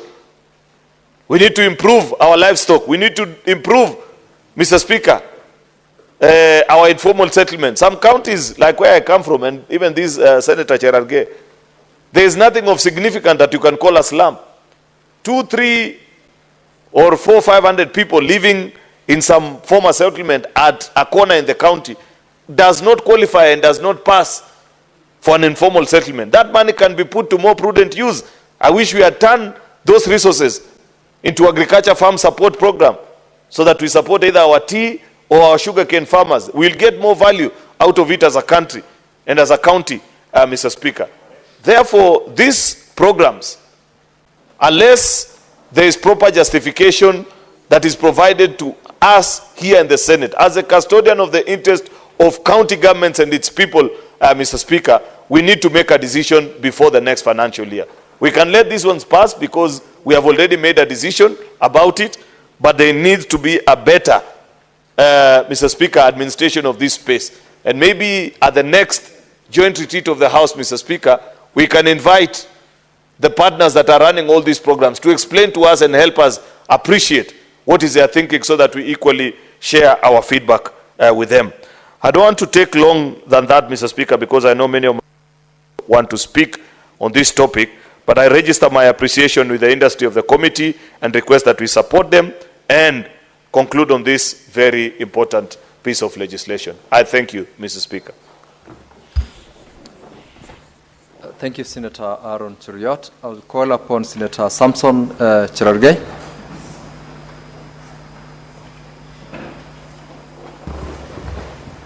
Thank you, Mr. Speaker, sir, for this opportunity. I think we have spoken to most of these bills, especially in the process of from division of revenue. So, Speaker, I think one of the critical roles of the Senate is what we are doing today. Under Article 96, the role of the Senate is to protect devolution. And one way of protecting devolution, Mr. Speaker, sir, is allocating sufficient resources. Because the role of the Senate, for the benefit of your guests at the gallery, is one, is to protect devolution, to do representation, to do oversight, and of course, budget making process, which they are privileged to watch from the gallery, Mr. Speaker, sir. And on this, the county government's additional allocation number 2, Bill of 2025, Mr. Speaker, emanates from Article 202 of the Constitution of Kenya 2010, where these additional funds can be conditional or unconditional, Mr. Speaker. Mr. Speaker, and unlike Article 210, where it talks about at least 15% of total latest audited national revenue. And Mr. Speaker, I want to appeal to the National Assembly to fast track the auditing of the latest revenue, so that we are getting, Mr. Speaker, I want to insist and I want to repeat up to time, Mr. Speaker, that it doesn't make sense that the national budget is 4.2 trillion, yet we are allocating 415 billion only to counties. And you are aware, Mr. Speaker, counties are choking on their own weight of what we call wage bill. I think the highest county was Kisii, with almost 56-58%, Mr. Speaker, that goes only to the wage bill. Nandi is a foregone story, where your friend is spending over 4 billion Kenyan shillings in terms of wage bill, yet the allocation comes to around 8 billion, Mr. Speaker. That is why the people of Nandi now cannot access markets. The roads are totally impassable. I saw a number of local artists which we are familiar with. Some of them were slipping and falling down during the Jantex homecoming in Cherondo. Mr. Speaker, and a number of them like DJ Kaptula, Araburia, Koima, among others, bore the brand. And you know we are blessed just like Bomet with a lot of rains, Mr. Speaker. And there are so many stall projects, Mr. Speaker, in Nandi, for example, Kapsengere Health Center, Kobujoy Health Center, Mr. Speaker, which is a stone throw away from the governor's home. We have one in Chepterwai, which has stall Nyai Ward, Mr. Speaker, and a number of stall projects, Mr. Speaker, even in Nandi Hills, a stadium, which whenever it rains, Mr. Speaker, the Nandi Hills Stadium normally is flooded with water because that stadium has never been fixed by the county government. Mr. Speaker, I did receive a report from Controller Budget, and all the money that was allocated to county government of Nandi had been dispersed by 30th June 2025, Mr. Speaker. So, Mr. Speaker, the point I'm making is that we need to see value for money. It cannot be, Mr. Speaker, that we are using so much energy at the floor of the House, yet a lot of resources are not going to the intended purposes, Mr. Speaker. We are seeing the people of Nandi cannot access roads from all the way from Sangalo, the 6 sub-counties, Mr. Speaker. There is still a big challenge that most of the roads remain impassable at the moment. Not only national roads, but also county or what we call feeder roads, Mr. Speaker, where the standard of doing road in Nandi is there is only grading. They don't do maraming, Mr. Speaker. They don't do drainage. They don't do culverting, Mr. Speaker. And I know for the region where we experience a lot of rains, Mr. Speaker, that is affecting us. Because now when we have milk, we have tea, we have cane to deliver to the market, we can't deliver because roads remain impassable. And you remember Bomet and Nandi, we have cess that should be used to fix some of these roads, especially in Nandi sub-county, Aldai sub-county, Mr. Speaker, Aldai sub-county. Virtually the entire of Nandi is planting tea. So that continues. And this money, Mr. Speaker, before I go to the substratum of my contribution, this money is not sadaka. It's not tithe and offering to governors to use them to show the largesse of power, Mr. Speaker. Mr. Speaker, it is very embarrassing that as we speak today, Mr. Speaker, there are people who are assigned to carry governor's seat or even toilets around, Mr. Speaker, for the comfort of the governor. Yet, most of people do not access drugs, for example, in Kapsabet County Referral Hospital, or a number of dispensaries and county, even Mosoria sub-county, Mr. Speaker. Yet there is money for governors to move around, carrying their seats. I don't know whether when governors sit, that seat that belongs to the governor, I don't know whether sitting position will change, or does it have a massage, those seats that governors carry. And my governor is fond of carrying such seats around. I don't know whether it has a massage machine that massages somebody when they sit. So, Speaker, they carry toilets, VIP toilets around. I don't know. Yet you are carrying those things where even Wananchi or even a local ECD, like in Timobo, Mr. Speaker, do not have a functional ECD, or Kapkeringan, Mr. Speaker, somewhere in sub-county. So this money is not meant to make governors look good. This money is to give county governments to perform, including county assemblies, Mr. Speaker. So the point I'm trying to make, Mr. Speaker, as the headlight, is the issue also we want to challenge, Mr. Speaker. I saw a report today in one of the media stations, and I'm happy, Senator, and I'm happy to see my chair of public accounts. He has been as rare as a snowball in hell in this house, Mr. Speaker, but it's good to see me. Yes, Mr. Speaker. And even he looks radiant. Mr. Speaker, I'm happy one of the notorious litigants and the presidential candidate, Senator Okiya Omtata, is in the House. And I want to inform him that there is a report that has shown that Kenyans are losing confidence with EACC in the fight against corruption in this country. Because, Mr. Speaker, as we talk today, and I say it, and I don't fear to contradict myself, Mr. Speaker, in the last session, when EACC appeared, then they had only done a conviction of 20,000 shillings. We see largesse, Mr. Speaker, when you go to upmarket estates.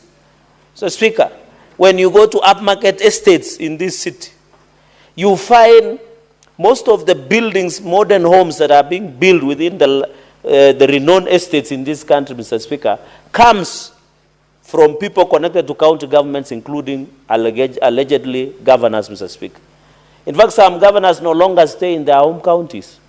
They perambulate and calavent within the city, Mr. Speaker. Yet there are people, there are governors who are running, Mr. Speaker, their counties through remote control, Mr. Speaker. And I want to inform my chair of PAC, he knows those governors. I don't know whether he is exempted, Mr. Speaker. They remote control, Mr. Speaker. And these governors predominantly, Mr. Speaker, most of them come from northern part of this country, especially northeastern. Most of the governors from northern Kenya, Mr. Speaker, are remote controlling their counties from here. You remember the incident of Garissa, Mr. Speaker, when there was a breakout of fire in Masjid Market, Mr. Speaker, that almost spread to Garissa County Referral Hospital. The people who were controlling the firefighting machines don't know even how to operate, Mr. Speaker. Yet we are sending billions and billions of shillings, Mr. Speaker. Even my governor, Mr. Speaker, in the financial year of 2024-2025, he had the audacity of using a higher services of 42 million, Mr. Speaker. Yet the children of Nandi are yet to receive bursaries, Mr. Speaker. Yet it is very paradox and insult that we tax Kenyans, Mr. Speaker, but they don't see that value in the service provision. We saw what happened in Twenwek Hospital, Mr. Speaker. It is a very sad story that my governor, and this is an audit general report of 2024-2025, used 42 million whipping to do higher services. Yet in 2013, Mr. Speaker, the county government of Nandi purchased motor vehicles to be used in official functions, Mr. Speaker. And most of those vehicles that belong to Nandi County government, Mr. Speaker, are only missing a battery, service, tires. But the governor uses, if this is not abuse of government resources, then what is an abuse, Mr. Speaker? When you are using 42 million to do car services, Mr. Speaker, yet the roads remain impassable, Mr. Speaker. So we want to appeal to the Ethics and Anti-Corruption Commission to come out, Mr. Speaker, 4 billion, which is almost 40% to 50% of the money we allocate, Mr. Speaker, that goes to Nandi. 4 billion Kenya shillings is consumed through wage bill. Mr. Speaker, and you are aware, I'm happy you are a man who is always alive in the current affairs. You remember EACC did an impromptu rat matters, Mr. Speaker, abracadabra, and visited Kapsabet County headquarters, took away computers, took away payroll records. Mr. Speaker, up to today, they have never even arrested a rat. Even a rat, Mr. Speaker, they have never arrested. Yet you are telling us they are serious in fighting against corruption. Yet you can tell who are the ghost workers. It is easy to trace that from Nandi County CRF account, the money went to the payroll. These are the fake, Mr. Speaker, including the people who are close to the governor with close blood consanguinity, Mr. Speaker. Yet no one has been arrested up to date, Mr. Speaker. We want to see action. And that is why my challenge to EACC today, know that Kenyans have lost trust in your fight against corruption in this country, Mr. Speaker. I met a colleagues from National Assembly, and I know colleagues are aware of the issue of national government, the constitutional amendment to entrench CDF, Mr. Speaker. And I want to say we are not, personally, I'm not interested with Senate Oversight Fund. I want the capacity and ability and functionality of the Senate be broadened, including veto of bills, Mr. Speaker. And they were telling us, no, you know, CDF is working more effectively than county government funds because you have allowed governors to misuse funds, Mr. Speaker. And they say before you kill a dog, you must give it a bad name. And that is why, Mr. Speaker, we are having a challenge because we are now the issue, and I know my chair of PAC is in the House, including the vice chair of PIC. Mr. Speaker, the only time we see we appropriate this money is now. Then we come morticians. We come at the tail end. There is a weak link in terms of accountability of these resources. And that is why I come where MCAs must, because they are the ones who will go in Bomet County Assembly, led by Speaker Cosmas Korir, will appropriate, Mr. Speaker, MCAs in Migori, MCAs in Homa Bay, MCAs in Busia. I don't know whether the presidential candidate still goes to Busia because the last time he went there, he came home. He came back to Nairobi under the rain of stones. And I don't know, Mr. Speaker, you know, I think in this country, Mr. Speaker, we need to, when you declare your interest to run for presidency, your security detail should be enhanced because that is what happens in the Western world, Mr. Speaker. So those MCAs, Mr. Speaker, they must sit down and appropriate because the moment Vice Chair of PIC and Chair of Roads and Transport, this gentleman, Senator Kishero, must be very powerful in this session because he's the Vice Chair of PIC and he's also the Chair of Roads and Transport. He's doing a good job, Mr. Speaker. The only time PIC will come and see is when they are doing morticians.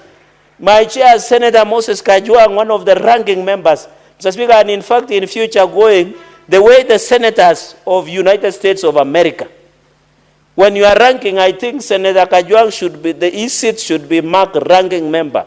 Mr. Speaker, he knows the only time we come and interact with the issues of Nandi is when we are doing a post-mortem. We are now morticians. We can't salvage anything. Even when I'm talking about car hire services of 42 million, those guys have been paid. If we wanted to ask whether that money is prudent or not, how will we ask, Mr. Speaker? Even the investigation that is ongoing in Bomet, these people come at the tail end as morticians. There is nothing you can do. We'll just diagnose and say this is, and PIC just will write a report, the Public Investment Committee of the Senate, they will table a report, we'll make a recommendation. EACC will look at our recommendation as if it is a love letter recommendation. They'll just look at it as it's a flowers we are giving to them. They will ignore. And that is why I want to appeal to Kenyans, Mr. Speaker, the sad reality. And Kenyans must accept this. The much Parliament can do is to recommend. You know, whenever I walk, I was in Kapchepsir, I was in Naldai, I was in Mosop over the last weekend, Mr. Speaker. You meet Wananchi and they are telling you, Senator, the money has been lost, we don't see roads. But the only thing we can do is only to recommend. Unless Kenyans will go to the Constitution and amend and give powers, Senate to arrest and prosecute and detain.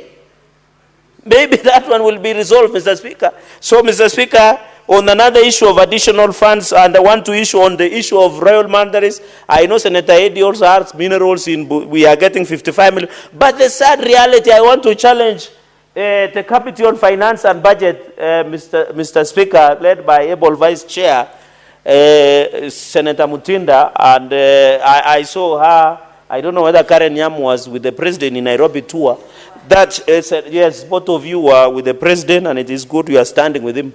I know the absence of Nairobi Senator, you are feeling it comfortably.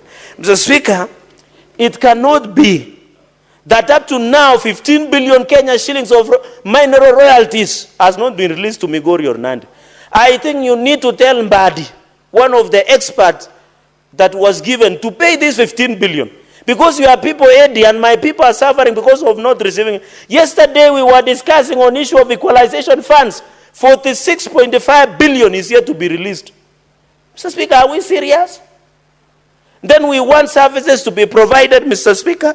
Therefore, even in Chemeli, Chemase, we have Kerebe gold mine, Mr. Speaker. We need to see value in even Kapsa House, Mr. Speaker. We need to see value. Mr. Speaker, on the issue of intern doctors, that one has been resolved. I am happy. And CHV community health promoters, it must be seen, Mr. Speaker. On the issue of flogger, I wanted to make a final comment, Mr. Speaker, because in the interest of time. Mr. Speaker, in conclusion, I want to appeal because Nandi is going to get 480.8 million through additional funds, Mr. Speaker. Nandi is going, but I want to agree with the majority leader. World Bank is now a conduit of corruption. Mr. Speaker, when the first Kenya Urban Support Program and Kenya Devolution Program came to now, I wrote so many letters to World Bank to demand accountability and projects being done in Nandi. They never responded. They imagine I was sending them compliments, Mr. Speaker. I want to challenge Finance and Budget and PAC to call this World Bank another donor. They must be accountable.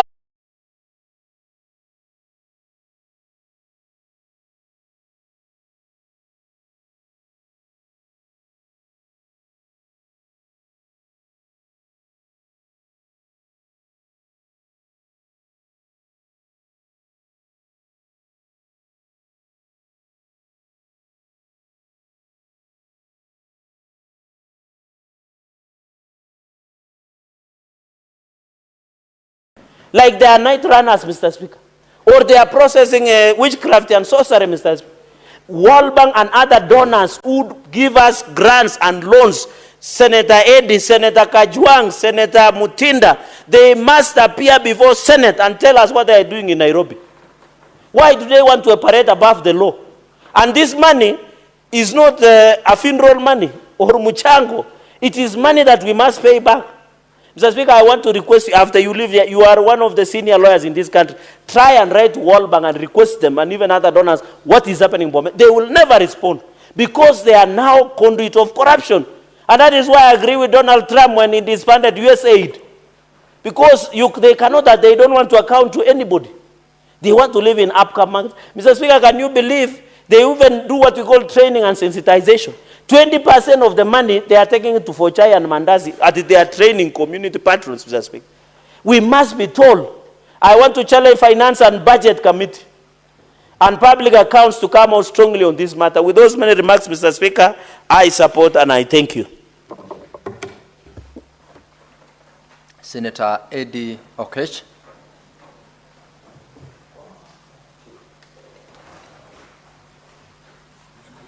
Thank you, Mr. Speaker. We are progressing well as a Senate. And I wanted to appreciate that, Mr. Speaker, even as I get up and right away, support this bill before us, the county government's additional allocation bill. Mr. Speaker, this bill comes in the backdrop of the division bill, the revenue division bill that we just passed between national government and the county governments. The Speaker, I had the pleasure of being part of the team that mediated the county, the revenue division bill that we passed through the vertical share between national government and the county government. And Mr. Speaker, you know very well that that is the substantive and the mainstream budgetary bill that we pass in this House, basically to look at the money that are going to the counties, Mr. Speaker. And from that bill alone, we managed as a House to push initially the county government had been proposed to get on that bill 387 last year, which is what they got, and the national government had proposed to give them 405 billion, which we managed as a House to push to 415 billion as a mainstay legislation that gives counties money. Mr. Speaker, it should be noted to the public that this is a follow-up to that, because Article 202 of the Constitution, sub-Article 2, requires, and we had a premonition of a situation where that mainstay documentation of sharing revenue, we could share revenue with county government, between county governments and national government, and then perhaps there could be more money required to do more functions. And Mr. Speaker, you know these functions could be affected in two ways. Either under Schedule 4, where a function has been given to counties and there is less money following them, which is the fight we have been fighting in this House, especially because most of these functions are naturally not costed. And we need to cost these functions to make sure that we have got the right metrics and the right calculus that can be able to ensure that national government functions are run within the amount of money that they need, just as the county functions. But Mr. Speaker, you also know that under that article, the visioning was that under Article 187 of the Constitution, there could also be a possibility that county governments might get additional responsibilities by the national government to be able to undertake those functions that national government is supposed to do.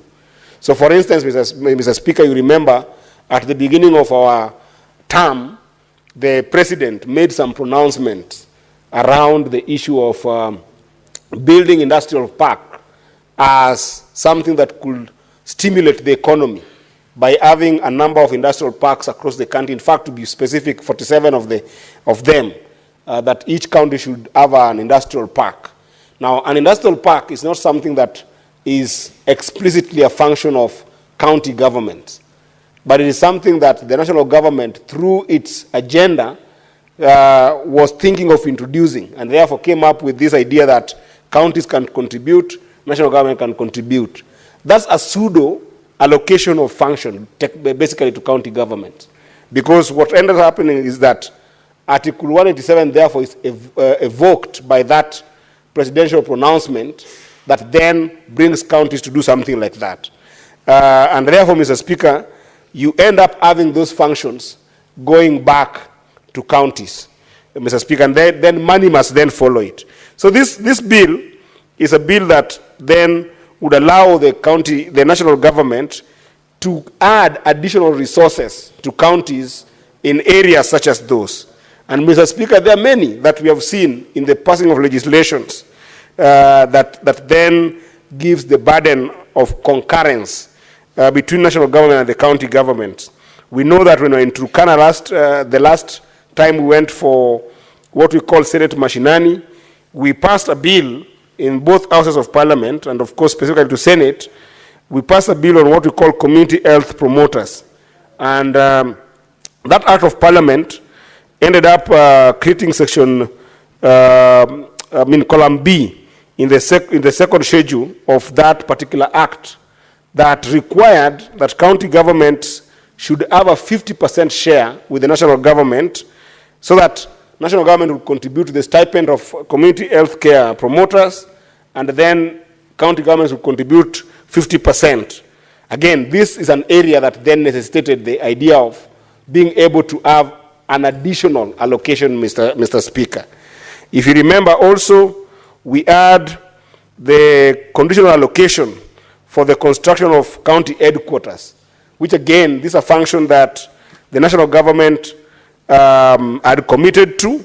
And by last year, Mr. Speaker, we had committed to about 18 counties. My own county of Migori, Mr. Speaker, received already above 111 million, which we fought for in the last 2 financial years to make sure that we could be able to get.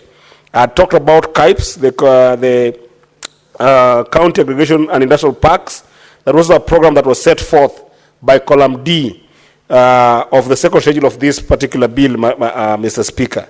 Now that said, Mr. Speaker, we know very well that apart from the dictates of Article 202, Sub-Article 2, that requires that the national government can be able to put some additional resources on its own budget, Mr. Speaker, we also do have allocations, which I would call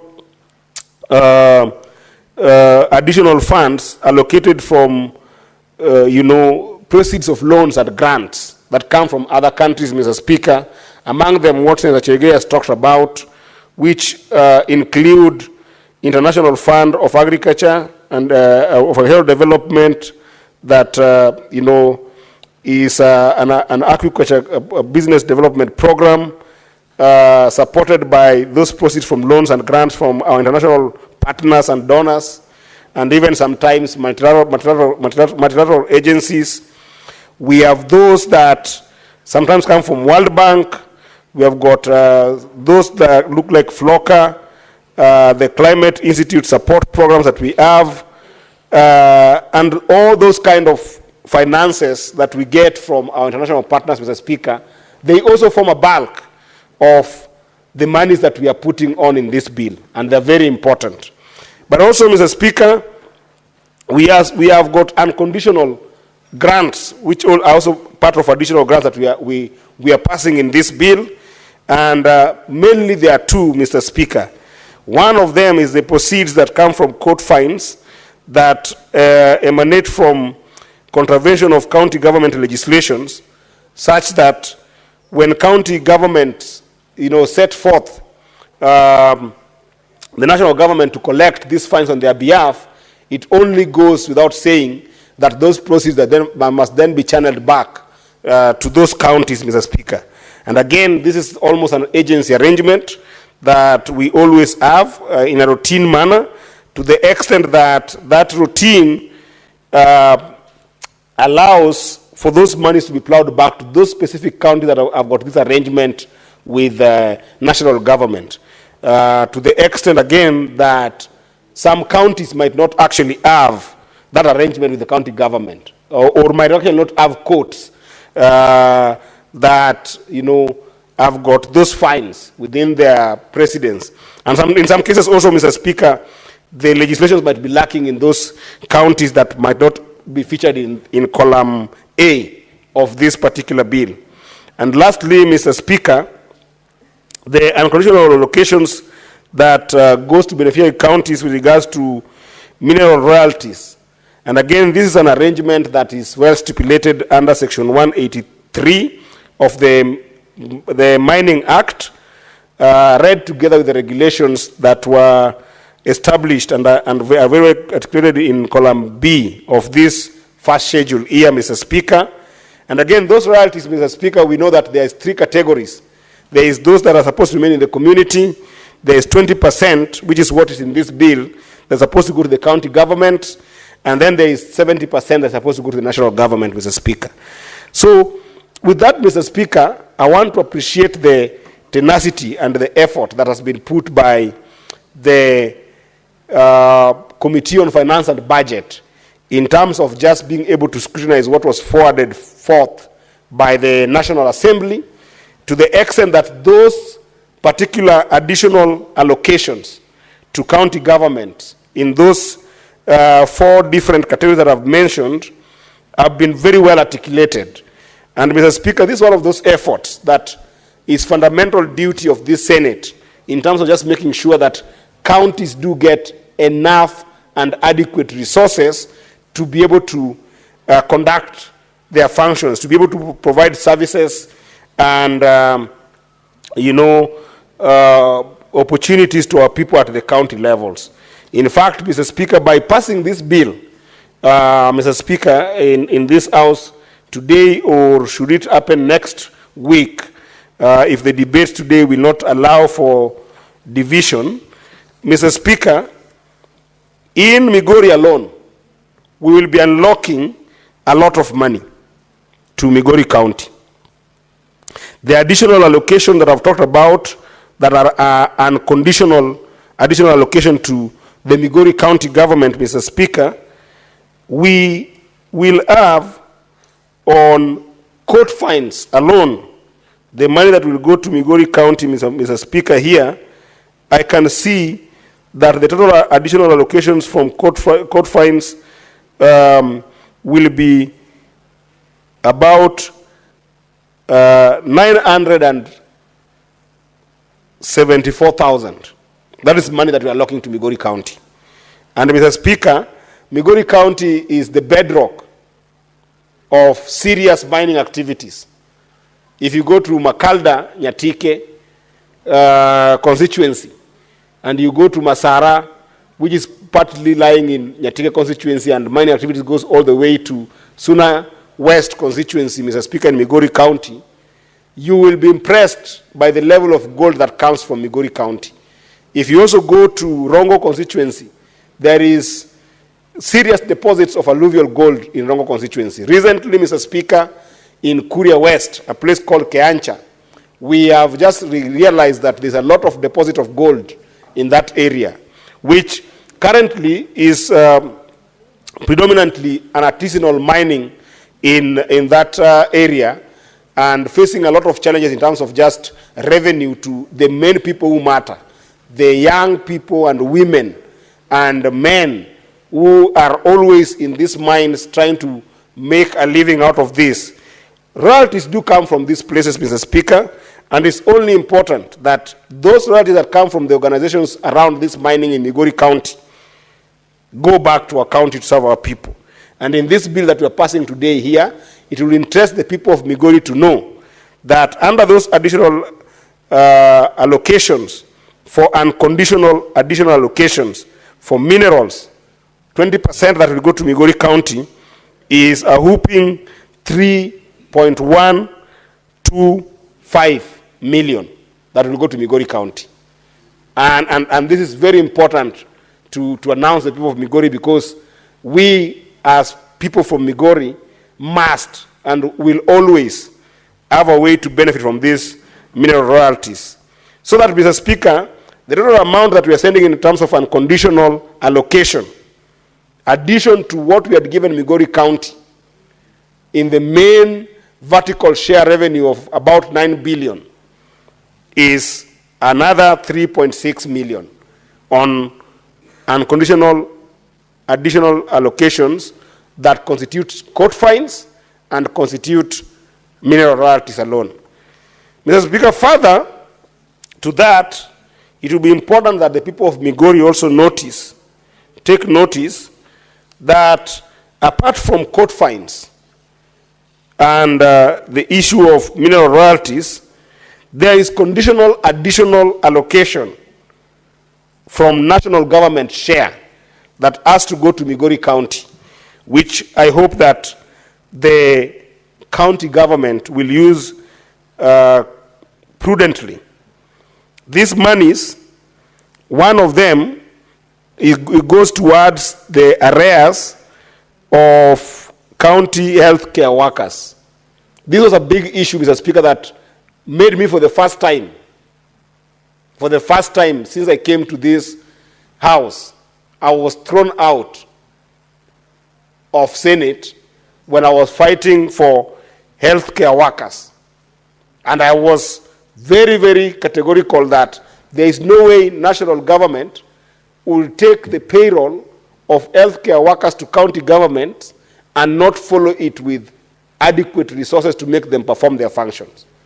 It is here today that in Migori County, we are sending 27 million to go and pay county healthcare workers in Migori County through this bill.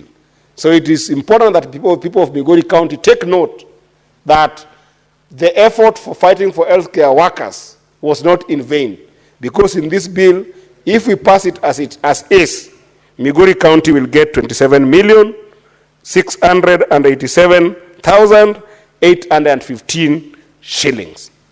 I think that is very important. We also have community health promoters who have been crying in Migori County that they haven't gotten money.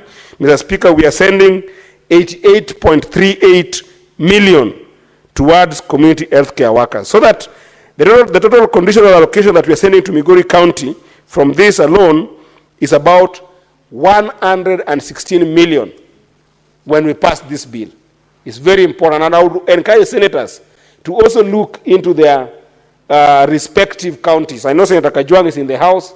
There are a lot of money we are sending to Homa Bay County through the effort of Senator Kajwang. I'm seeing Senator Mungatana in the House, and many other good senators that are in the House now. Senator of Busia is here. We are sending serious additional money to counties through passing this bill. And that's an effort that is the most critical effort that we are having in this House, sending money to counties. Hopefully our governors will take note and make prudent use of these monies that we are sending to them. Mr. Speaker, it is also important to note that we are sending further 292 million to Migori County for a variety of functions that are in the category that I talked about, loans and grants from World Bank to do specific programs. For instance, there is a program here that we are sending money for Migori called the Aquaculture Business Development Project. Migori County falls under Blue Economy, which was a place that the President, the former Prime Minister Raila Amolo Odinga, and the Minister for Blue Economy spent time just before Madaraka Day, Mr. Speaker, trying to pump money in that economy, that blue economy. Now, Mr. Speaker, we as senators in this bill will be sending to Migori County 12 million to go and support that blue economy and agriculture. There is also the Kenya Development Support Program. This one is mostly for urban initiatives. We are sending there 37 million to Migori County. And Mr. Speaker, we also have here the National Agricultural Value Chain Development Project. This is a very important one to me, Mr. Speaker, because where we are going to take a swath of young people to be able to get opportunities for development is by building cottage industries within the agric space. And in Migori alone, we are sending to the county government of Migori 231 million to start building those value chain, to start building those cottage industries, to start enabling proper value chain industry in the agricultural center in Migori County, Mr. Speaker. Mr. Speaker, primary health care has been one area that has been really affected by a number of issues, including medicine, that is a problem. Panadol is a problem sometimes to get in our hospitals. Aspirin. Medicine has been a very big problem. We are sending to Migori 10 million, so that a total of 292 million is going to Migori County. Mr. Speaker, I want to thank senators for this effort to make sure that this money can go to Migori County, and I want to make sure that as a Senator Eddie, your time is up. Senator Karen Nyamu.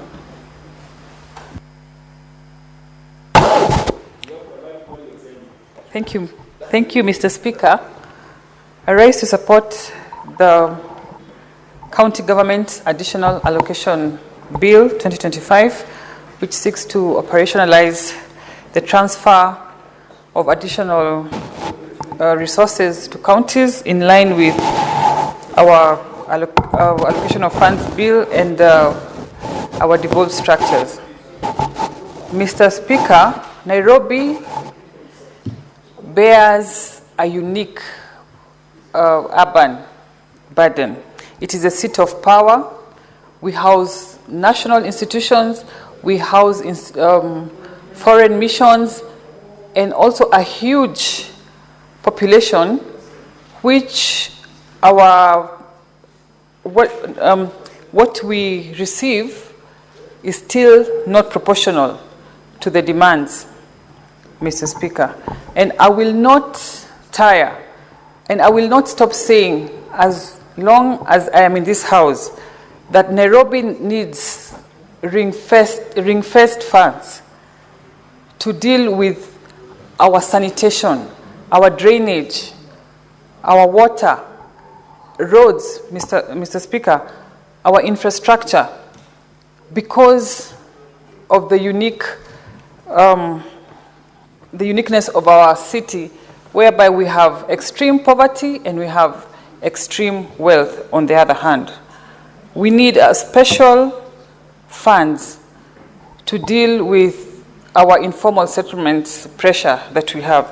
Mr. Speaker, our health facilities are under immense pressure. Pumwani Hospital, Mbagathi, Mama Lucy, they're under immense pressure. And we know these hospitals don't serve only Nairobians, they serve millions of residents from other counties. I'm sure we know a relative or two who comes occasionally or periodically to Nairobi just to come and use our facilities from other counties, Mr. Speaker. I want to address the issue of delayed funds, these funds in previous cycles. We need to address the issue of timely disbursements, because counties cannot plan themselves on unpredictable cash flow, Mr. Speaker. Otherwise, this is a good piece of legislation, and if well implemented, it's going to strengthen our counties, and let us continue to guard the spirit of Article 174 of our Constitution that deals with these issues. Thank you, Mr. Speaker. Now, honorable members, there seem to be no more senators who are keen on contributing to this motion. Senator Kajwang, you're not on.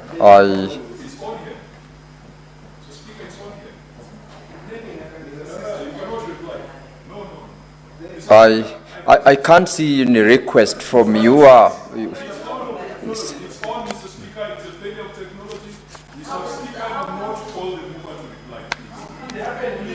Very well, Senator Tabitha Mutinda, resume your seat.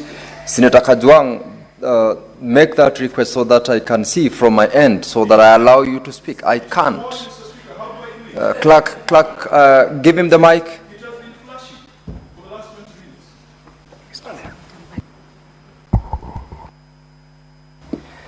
You can use the next mic, or you can come to the dispatch, Senator Kajwang. This one is working now. Okay, proceed to run your contribution. Thank you, Mr. Speaker. Mr. Speaker, I think we need to work on the technology, because this is such a crucial, such an important bill, Mr. Speaker, that the senator for Homa Bay would not vote for it without commenting on it. And Mr. Speaker, I rise to make my contribution to the county government's additional allocation bill. And I do pray that the committee would not be in a rush.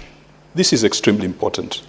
Mr. Speaker, the bill that distributed additional allocations for the financial year 2024-2025 was passed by this House only 2 months ago, because there were contentious clauses, because we had to go into mediation, because we had to deal with issues that touched on the welfare of citizens in counties, as well as some of our colleagues in the National Assembly.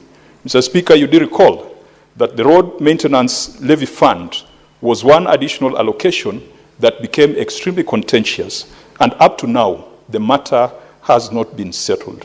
Mr. Speaker, I will be making contributions on this, and I will be using my full allocated time resources to ensure that we properly look at this bill.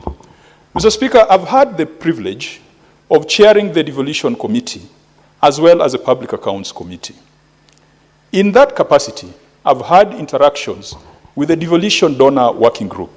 Mr. Speaker, the Devolution Donor Working Group is composed of people who have diplomatic passports and diplomatic immunity, and so there are some things that they cannot say openly. But the legislative framework for approving additional allocations, what we used to call conditional grants, is extremely lousy and not fit for purpose. If the additional allocations for the last financial year, the approvals came about 2 or 3 months to the end of the financial year, are we being fair to Kenyans who are going to be charged because some of these are loans where interest is being paid? Mr. Speaker, we need to innovate a different framework for us to disburse additional allocations to counties.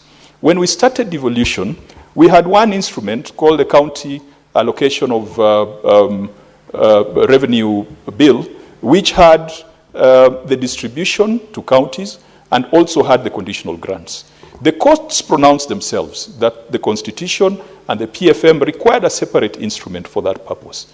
Mr. Speaker, whereas we put in specific timelines, and through the efforts and litigation and jurisprudence that has developed over the years, and through the efforts of my friend sitting to my left, the Senator for Busia, we tied the division of revenue to the appropriations. And Mr. Speaker, this House must take note that in this financial year, the appropriations bill was signed into law before we approved the division of revenue. The division of revenue was approved by this House on the last day of the financial year, but the appropriations bill had been approved in the prior week. Contrary to the directives of the court, contrary to litigation that was instituted by Senator Omtata. But whereas we made the division of revenue on the critical path of appropriations, we did not put the conditional or additional allocations to be part of that critical path. And as such, once the division of revenue has been passed, and once the allocation of revenue has been passed and the disbursement schedule, then Parliament takes leisure in the passage of additional allocations, as the drama that we saw in the prior financial year, where we were haggling on where to position the road maintenance levy fund. As a result, Mr. Speaker, counties ended up losing even proceeds to mineral royalties. The initial draft of that bill at RMLF, it had a column on mineral royalties. The version that we passed 2 months ago, counties like Kwale, counties like Taita Taveta, that were going to benefit from that additional allocation, which is unconditional. It is not conditional. It is defined here as an unconditional allocation. That one disappeared. So, as Parliament, we have enough experience of this matter, and Senate should drive the conversation with the Devolution Donor Working Group on how to make this process better. Mr. Speaker, I am happy to report that next week, the Committee of the Public Accounts has invited the Cabinet Secretary for the National Treasury alongside members of the Devolution Donor Working Group. We are coming in from the accountability perspective. Again, oversight of conditional grants has been extremely loose. This is because some of these grants, they are conditional. They are national government allocation to county governments to do specific purposes. Now, then comes the confusion on who is the accounting officer. Is the accounting officer the officer at the national level who has disbursed certain allocations to county governments, or is a accounting officer the recipient at the county government who is spending?